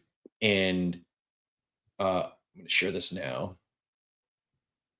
On-chain history, there's a few components here. They break it down. The whole thing pinned up top for anyone that wants to go through it all. But this here, on-chain activity scores comprised of several buckets, each one with a weight. Conceptually, it looked like this. Early, 15% for early adoption, risk-taker behavior, OG, long-term participation in broader ecosystem, holdings.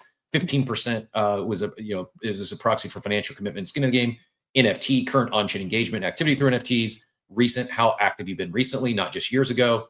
And then Mega specific was 32.5% of the equation, which was Mega ETH related activity, including cap scores, Mega NFTs, and select testnet actions.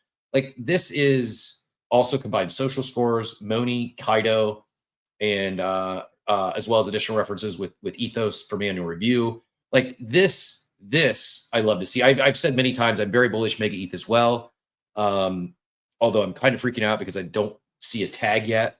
But even if I didn't get in this one, I'll be surprised because I hold a fluffle. I thought all fluffles were guaranteed at least minimum allocation, but even if I'm out, if I'm in this 69%. Oh no, wait, this is just locked participant filtering. Even if I'm out, I really appreciate this approach, and I would love to see more. Not just protocols and dApps go to this. Okay, so if you hold a fluffle, you got a mega score. Interesting. So I'm gonna. This is too much to read or talk through in great detail, but I will look into it. Like there's a lot of information in here, and my hope is other teams going into TGE, they really pay attention to what MegaETH did, and this is the way forward. And not only other teams going into their own TGEs, this is what we need NFT collections doing as well. Give these protocols, give these new chains, give these new dApps a reason to want to allocate to your community. Show them you have stuff like this. Like, look at the data you have on your holder base. Share that. Hey, our holders have held 30% of the airdrops they've received over the past year. Like, I don't even know what a good KPI is. We got Brad joining us now. So we've invoked the we're going from Supermoon cap becomes a astrology bro to Supermoon Milady hour to its Mega ETH hour here on Coffee. Probably no chance we get out of here at 10, and that's okay. Brad, GM sir, am I down bad because I didn't notice my name tagged in this big post yet? Yeah, I'm actually going to put out a tweet on that because I'm noticing a lot of people are misinterpreting some of that. So no, you're not. Like, you're not down bad because it's not a comprehensive list of whoever got allocation. That is just a list of, because this is a very complex thing, and there frankly is no one way to cut this to get like a mathematical way to just say everyone gets the appropriate allocation, right? Because like some people are contributing with past time and other people are trying to contribute with future time, right? Like the past time people are people that have spent time in the trenches in our test net, in our Discord, on the timeline supporting us, all that stuff. So everyone tagged here in that tweet is the group that has like been seen to dedicate time or energy to us in some capacity over the last few years that we've been trying to spin this stuff up. And then that comprises 25% of the USD allocation and only 10% of the people that actually got in. So if you weren't tagged there, there's still a very good chance based on your social criteria, your on-chain criteria, your fluffle holdings, all those things are all still considered, even like your mega specific activities. And you're still considered and you're still very likely to get allocation. Well, at least like there's still a good opportunity for allocation. So don't feel bad. I'm trying to get a hold of like the final list now. I'm pretty sure you actually do have allocation, but don't hold me to it until I get the numbers. Yeah, I won't hold you to it. I made a comment and I'll just ask, and if you don't know the answer, if it's not something you're disclosing, no sweat, not trying to put you on the spot. Did I understand? Or I thought fluffle holders, if they came in, were guaranteed at least a minimum allocation, or no guarantee, even if you held fluffle. Yeah, it is impossible to do like a guarantee across the board, especially because we couldn't promise that stuff up front, not knowing what the bidding pool was, right? Like, I mean, if we would have said, oh, if you're a fluffle holder, you get minimum allocation. Then if we get $7 billion worth of bids from everyone and everyone else is max locking, like it's impossible for us to honor that, at least in a good natured way. So no guarantees, but it was considered strongly within the criteria to score you. Makes sense. Well, I don't know how much you caught, but and not just gassing you up because you're on the stage. I really appreciate the approach. I think this is probably the best, most well done allocation, the most comprehensive, the most data intensive. And what I love the most is how it's not just, you're not just looking at assets that are held. Like again, even if I'm out and I hold a fluffle, I appreciate that you didn't just say, okay, everyone that holds a fluffle, that's our supporters, those who get allocation. There's so much more to this space than just what assets you hold. And the fact that we have all this data at our fingertips, is it easy? Does it take work and time and thought? Yeah, but we have it. Why not use it? And as far as from my perspective, this is by far the most comprehensive that's taken into consideration on-chain history, on-chain activity, on-chain holdings, social clout and credibility, social reputation. Like, this is the way. And my hope, Brett, is that not only do other chains, teams, protocols that are heading towards the TGE incorporate this sort of stuff when they determine their allocation, I would love to see everyone in the space, including the NFT PFP collections, adopt something similar, have this data of their holder base, and work with teams like MegaETH's. So when,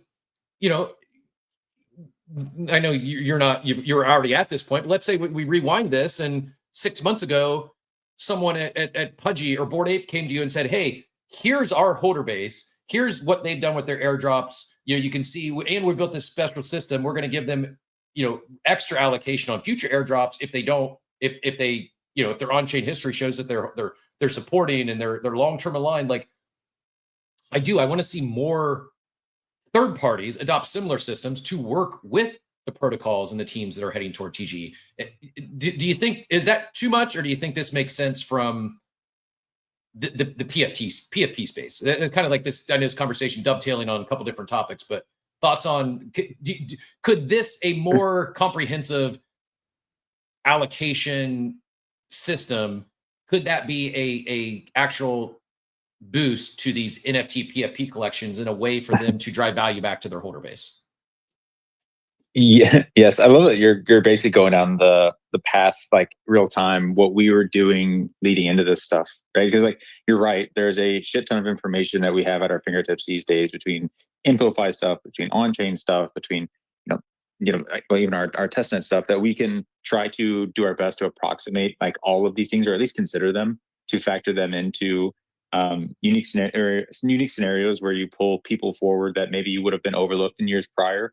Like, we had a couple of people at the bottom of that article that I don't know if it actually made it in. We pulled out a few case studies that from the data samples, our data set, that we were proud of. It was like someone that had no social presence, didn't even have a Twitter link whatsoever, but they were just an on-chain whale. This dude was insane. OG wallet, validator, all these things. And he's someone that got decent consideration. And likewise, we have people from within our community or on the timeline who had just like shown support for us over the years. Maybe didn't have a huge on-chain footprint, but was, he has consistently showed up. And that's someone that we were able to like pull up the list. So like, we had a few examples of that. And yeah, like you were just saying, like, we have a huge slew of tools at our fingertips that you can't really trust any of them in isolation, but in aggregate, it actually makes a pretty compelling mosaic of what this community actually is. And that was our intention, was to try to find as wide a sample size as we could, and just really isolate people who are in it for the long haul. I love it. Yeah, this example you can see here, crypto.com does not have a big Twitter presence, never tweeted about MegaETH. As a result, social score is very low. That did not stop him from landing in the top 20 of overall participants by overall score and receiving 92% of his max bid locked. What carried him?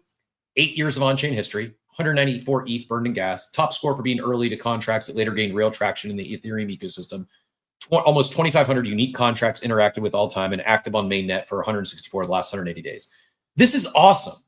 Like, this is what's so cool about crypto. This is what's so cool about blockchain tech. We talk about loyalty reward programs. We talk about allocations. Like, I know it's hard, but why isn't everyone doing this? I'm not even kidding, Brad. I think, obviously, I know you got a lot on your plate now. Get MegaETH live and all that good stuff. Get this allocation out there. But like, there's something here, like allocations as a service.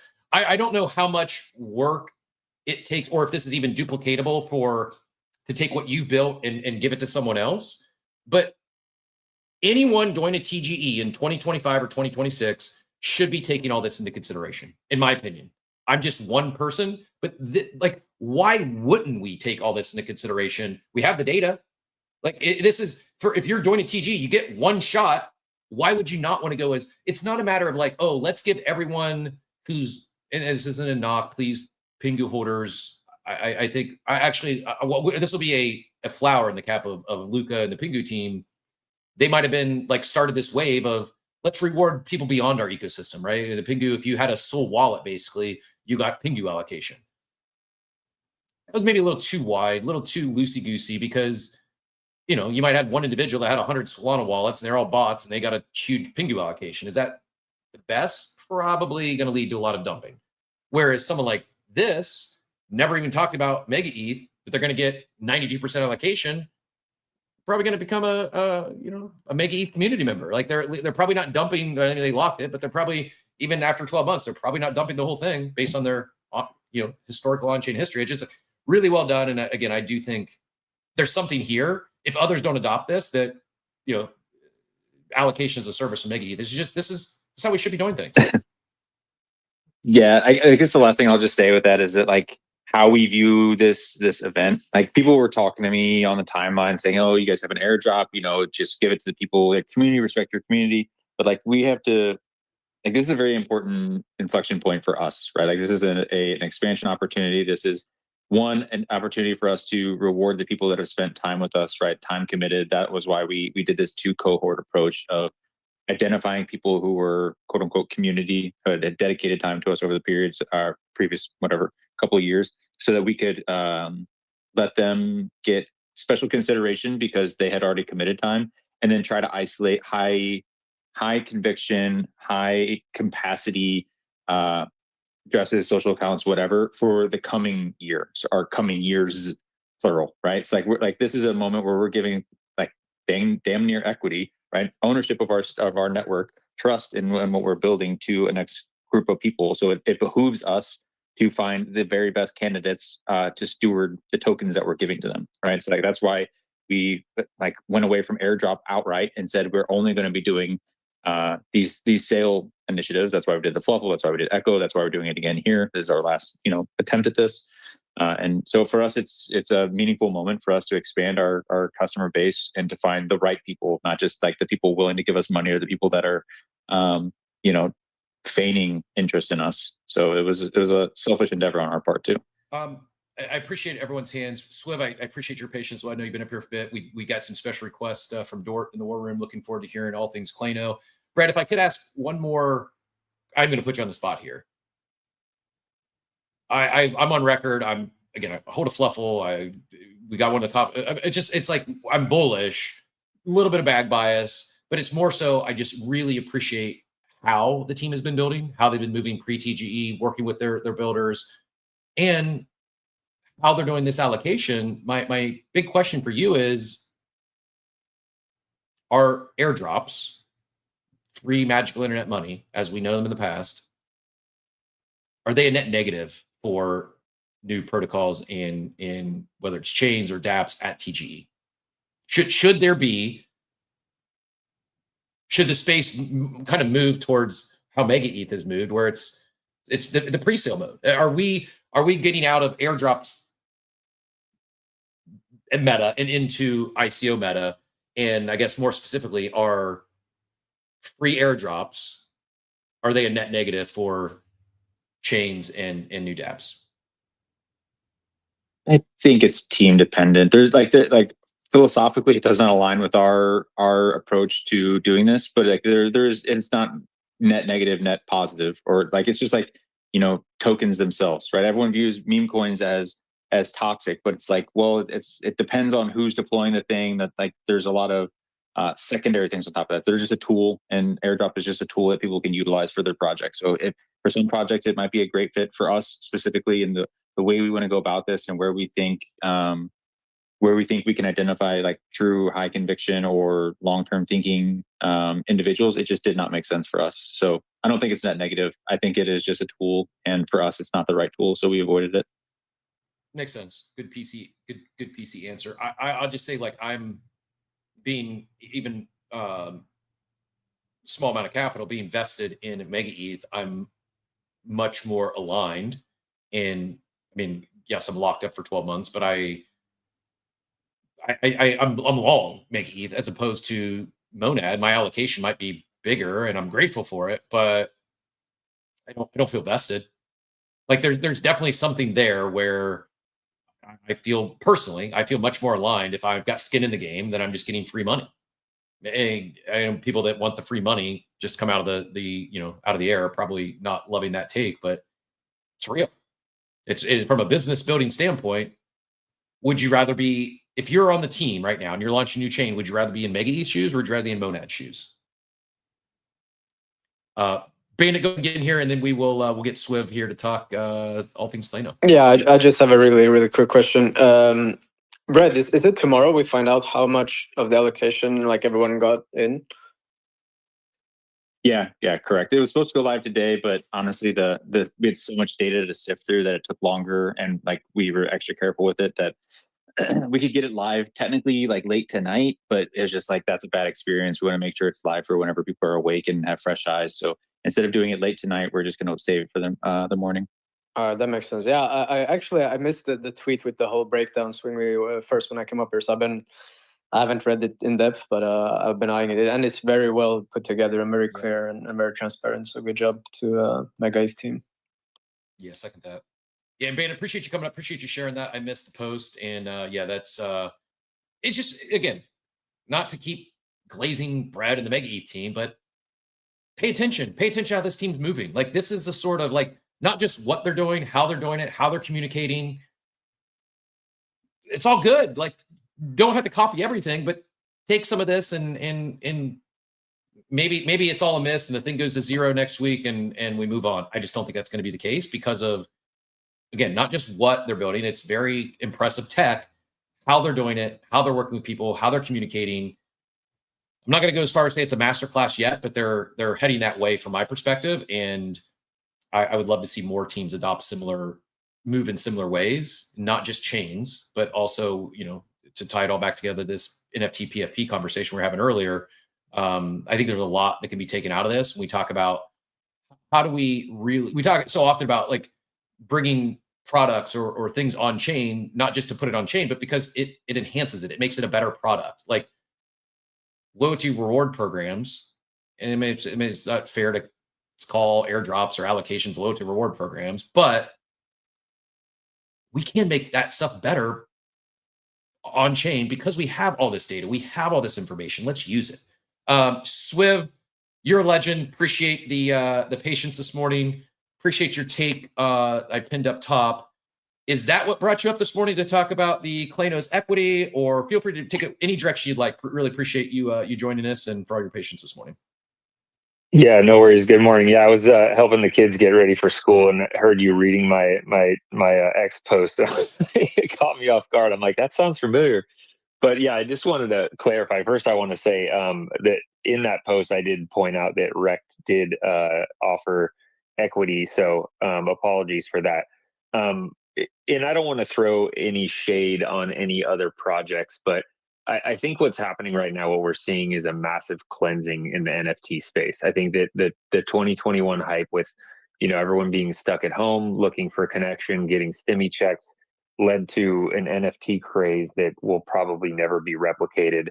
And what happened, I believe, is, and I actually missed all that. I was still just like buying Doge on Robinhood, unfortunately, or fortunately. But I think what happened was a lot of these projects, you could launch, any terrible project and it would just go parabolic and people were making massive amounts of money. And I think what happened was a lot of these projects basically gained a floor price that was never really, earned. They just got these massive valuations all of a sudden. And so everyone just started viewing these things almost as blue chips and figuring like, okay, if this thing is worth that much money, it must actually be worth something, right? And then when you pulled the veil back, you realized like, no, actually there was really nothing behind it. But one of the things that got me, I got into Claynosaurz pretty much from mint date, which is it's almost a 3-year anniversary. So it's been 3, pretty long years. But one of the things that stood out to me about them was that they always had a plan. Like there's spaces even before mint date where they talked about what they wanted Claynos to be. And also even Hebrew, they talked about this over 3 years ago. So if you look at most of the projects today, even the ones you would consider blue chips, most of those never had an actual plan, or they had like some really like, vague roadmap, but they never had an actual team to build what they're building. And I know this is cliche, but I really do believe we're still very, very early in this space, that I think that what we know as NFTs, due to that weird, bubble cycle are going to look very different over the next, probably 10 to 20 years. So in terms of like the equity, and I don't even know the details, to be totally honest, about how the Clayno team is going to distribute that. I'm part of the community team, so I'm not in that kind of inner fold of knowing the tokenomics, et cetera. But what I do know is that the team is extremely strategic. They're very, very careful. Another thing is that, again, I'm trying not to throw shade at any other projects, but how many projects right now from an NFT perspective actually have a product? How many people have a potential ability to generate revenue based on the quality of their product? There's not that many. So just throwing equity to holders for something that really has no ability to generate revenue is just, again, it's usually one of those things that people just use to pump and dump and use as an exit liquidity event, unfortunately. But they've been very, very careful about rolling this out, and the token needs to mean something. It's not going to be a meme coin. They've talked about, and again, they have to be very careful about legal, but they've talked about the concept of like tokenized shares. The way that some ways I've kind of envisioned it is there's a potential that just being an NFT holder might allocate a certain amount of tokens, tokenized shares, and then there's also the staking system. So again, if you hold either OG Claynosaurz sagas or Popkins, you really want to get those staked. They've talked multiple times on Spaces that people who are staking and who are showing conviction, but also putting skin in the game, that those people will be rewarded. So I could see where maybe a little bit of a bigger allocation could go to the ones who have staked and shown conviction. But yeah, I think the idea of, having, what I've heard a lot is people say that they love the Claynosaurz team. They love what they're doing. They're crushing it, kind of from the Web 2 perspective, but they have no idea how that will translate to value to their JPEGs. And this really kind of bridges that gap, I think. And again, we don't know what that really means to have equity in the Claynosaurz brand yet, because it is still very, very brand new. So yeah, just wanted to kind of clarify those things. Yeah, I appreciate you coming up. Appreciate you sharing. And yeah, it is unknown. None of us knows exactly how this is going to play out. But I'm the one thing you mentioned, like the idea, if you're able to pull off like the tokenized shares, because so far everyone that we've seen, whether it be Rec Guy, Truth Labs with the Goblins, and Frogs, the equity is just non-transferable. You've got equity. If there's ever an exit someday, you might have some windfall. They go IPO someday, you might have some windfall. What would be really cool, and again, I don't even want to begin to pretend I know how they can pull this off from a regulatory standpoint. What would be really cool is if we're able to do that and do it with some sort of vested RSU, some tokenized shares, something like that, to where you could potentially pull out some liquidity as opposed to just all or nothing and waiting for the big exit someday. Not even joking, like find a way to pull that off and be compliant with everything here in the States and other major markets. Like that could lead to another, again, like actual NFT season, because it could become an incredible fundraising mechanism for startup founders, for entrepreneurs. And it's not just the fundraising that comes with if you go to the NFT mint, it's building an army of thousands of brand ambassadors. It's really hard to do that outside of as fast as we've seen brands do it, from Claynos to Rec Drinks to like these brands, to Pingus to Apes, like to have as many fans. Like raving brand ambassadors that were 10 out of 10 NPS scores, probably more like 11, 15, 20 out of 10, to where they're telling their friends, their family, like, it's the greatest thing since sliced bread. I don't know if you can create that kind of organic, it may not be organic. I don't know if you can create that kind of groundswell outside of crypto. And we saw this conceptually take off in 21, 22. Like, it's what got me so bullish on the space. What kept me so bullish on the space was, wow, this could be a new paradigm for startup businesses raising funds and building brand ambassadors and creating marketing budgets. And I think if you look at it just purely from a business standpoint, how Rec Drinks has done what they've done, it's really impressive, really impressive. And yeah, all the tokens down there. I'm looking so I give an accurate indication. I mean, yeah, Rect coin is down 11% in the last 24 hours. Still $161 million fully diluted value. Of that, the team holds a decent chunk. Let's say it's only $10 million left is what the team has. I think it's probably closer to 50, but let's just say it's 10. What other startups launch, go to bootstrap, sell 1 million units, and still have a 8-figure marketing budget without raising VC funds? Like, it's just like the things you can do here are really impressive. And I think more so than the marketing budget is the rabid loyal fans they have, just like Claynosaurz has. And this is, I truly believe there's something here. I think we were heading down this path.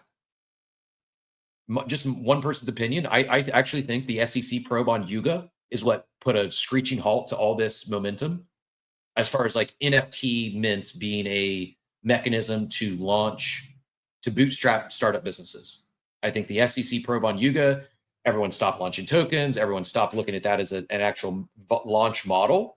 And we're starting to get things coming back due to the new, more favorable regulatory environment.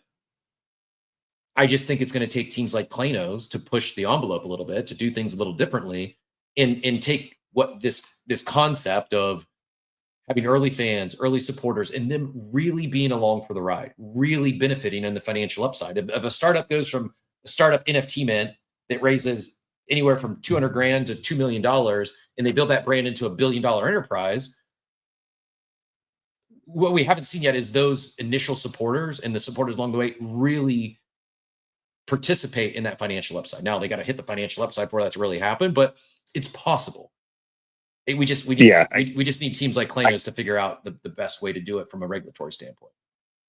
I couldn't agree more. And the truth is that this is a new paradigm, and what got you excited about NFTs is legitimate. It's just what happened was a lot of bad actors have come along and have exploited that new paradigm, just like they do with any new technology, unfortunately, and have just been mass extractors up until this point. But yeah, you're completely spot on. And it's like, I don't know if you saw the party that the Claynosaurz team threw in Annecy, France, which is they basically threw the headliner party at the big animation festival there earlier this year. And like, this had, Netflix, it had all the big people from every walk of the animation industry you could think of.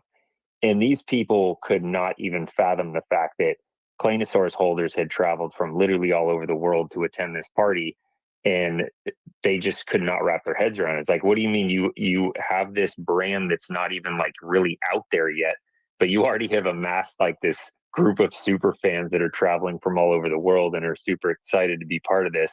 And somebody said it earlier. It's like, yeah, you're buying a ticket. Like, grabbing the NFT is buying a ticket to be part of this insane ride. And I've met the team personally many times, and what I can say is that, again, and they've stood out from the very, very beginning from a lot of the other founders, was the fact that these are like good people. They're actually genuine. They actually care. Their North Star is not just about being the biggest and the best in the NFT space. It's not about making the most money. Their North Star is literally to build a global brand that people can fall in love with. And they have said it many times, and they legitimately believe it and mean it, is that they would not be where they are today without the fans. And it really is like it's a symbiotic relationship. It's like the fans help them get to where they are today, and we feel a sense of pride and being along for the ride, and hopefully we'll end up benefiting from that as well as kind of being co-owners. And it's like, I'll say this and then shut up. There's really this massive power to Web3 that is, again, we know it, we can feel it, but again, sometimes like floor price and again, the bad actors that come in and try to launch a project and just have it go to shit and everyone gets burned. The PTSD is insane in this space right now. But you got to understand, like, from people that are new to Web 2 or that are from Web 2 new to Web 3, when they see like what Web 3 has to offer in terms of a community perspective, like not too long ago, Claynosaurz added this guy Bart Silverman for part of their product in terms of like toys and things like that. And he said something that really stood out to me. He said, when was the last time that Hasbro held a Twitter space for their fans? Or when was the last time that Mattel or any of these companies that have like a massive fan base actually held something that was for the fans and helped generate that massive bullhorn that you have from a marketing standpoint? And that's where I think it was actually brought up on the show like years ago, the idea of tokenized fandom, tokenized attention, that really this equity piece also kicks open the door to the potential of like if you think of Disney, for instance, it's like they have this massive fandom, right? Like Disney adults are weird people, but the fandom is real and it's not tokenized at all, but the value of it is just massive. And that's another thing that like Web3 really, really unlocks. Yes, well said. My brain works in weird ways. Did you just call me weird? He said yes. Talking about Disney weirdos. Yeah, Disney weirdos, adult Disney fans they're unique. The ones who show up with no kids to Disneyland. No offense, but it's a different lifestyle. It's one thing if you want to go around the world at Epcot Center and drink around the world.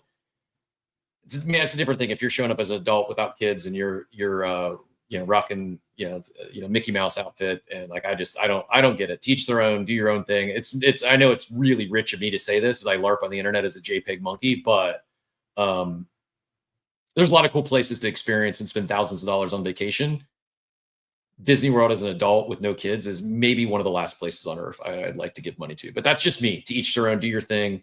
I will say this, you made me think about it when you said about the Disney weirdos. This is more cold open material, but we've ran 18 minutes long, so we're going to cold out material today. Yesterday, dropped in on a spin class, and I don't know, I'm like 1,000 cycles deep if you count my like Peloton stuff. I've spun a lot, so I didn't even like really think about it. I just registered for this class. It was called Taylor Tuesdays. So I'm thinking the instructor, his name is Taylor, and didn't think anything of it. Go to this class last night. I get there. Not the only man, probably the only straight man in the room. And the instructor's name was not Taylor, it was Megan. Any guesses what why it was called Taylor Tuesdays? Anybody? None. Taylor Swift soundtrack. Yep. I was in a spin class last night for 45 consecutive minutes of nothing but Taylor Swift blaring. And yo, I'm a Swiftie. That's dope. I will say this: if you're a single guy and you're looking to meet attractive women, number one spot is probably hot yoga. Number two, it would be a spin class with a Taylor Swift soundtrack. Number three would be regular yoga. And number four would be a regular spin class. But yeah, hot yoga followed by Cap. I just came up to stick up for the boomers that love Disney World, that remember when they had the actual adult island in Disney World. Downtown Disney. It used to be like just the best fucking spot. Downtown Disney is legit. It's not in Disney World though, but downtown Disney. But I'm just saying they changed it. They've altered it, and they've kind of, I don't know if it's a psyop to go after more kids, or quite frankly, I don't understand the new age of marketing. I guess I just wanted to come up here and represent Disney and Pudgy Penguins and say that I love your brother. NFTs have never been dead. They're not dying. You just have to choose carefully. IP. Love you.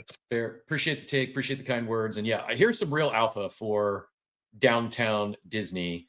If you've never been, the alpha is go to the Cirque show. It used to be called La Nuba or Nuba. I think it's a different show now, drawn to life, it looks like, just on a quick Google search. So I can't speak to the new one if it's not La Nuba before. La Nuba in downtown Disney. I've been to a few Cirque shows. Cirque du Soleil, all hail. It was my favorite. The goats. Yeah, it was the best Cirque show I've ever been. I've been to Vegas Cirque shows as well, like Beatles, the Love Show out there. I've been to several. The Cirque du Soleil show in Orlando is probably the best like event or thing I've been to in Orlando. It was a really good one. So that's the alpha.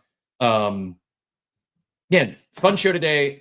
2 days in a row, I say, we're going to go 60, 90 minutes without Steve. And here we are at 10:21 and trying to wind things down. Shout out to everyone who joined us today. Shout out to Machiavelli and Joey for stepping up and impromptu co-hosting. Shout out to Benjamin White joining us as we were talking about it behind his back, and then Bandit joining us and bringing us I'm not even exaggerating.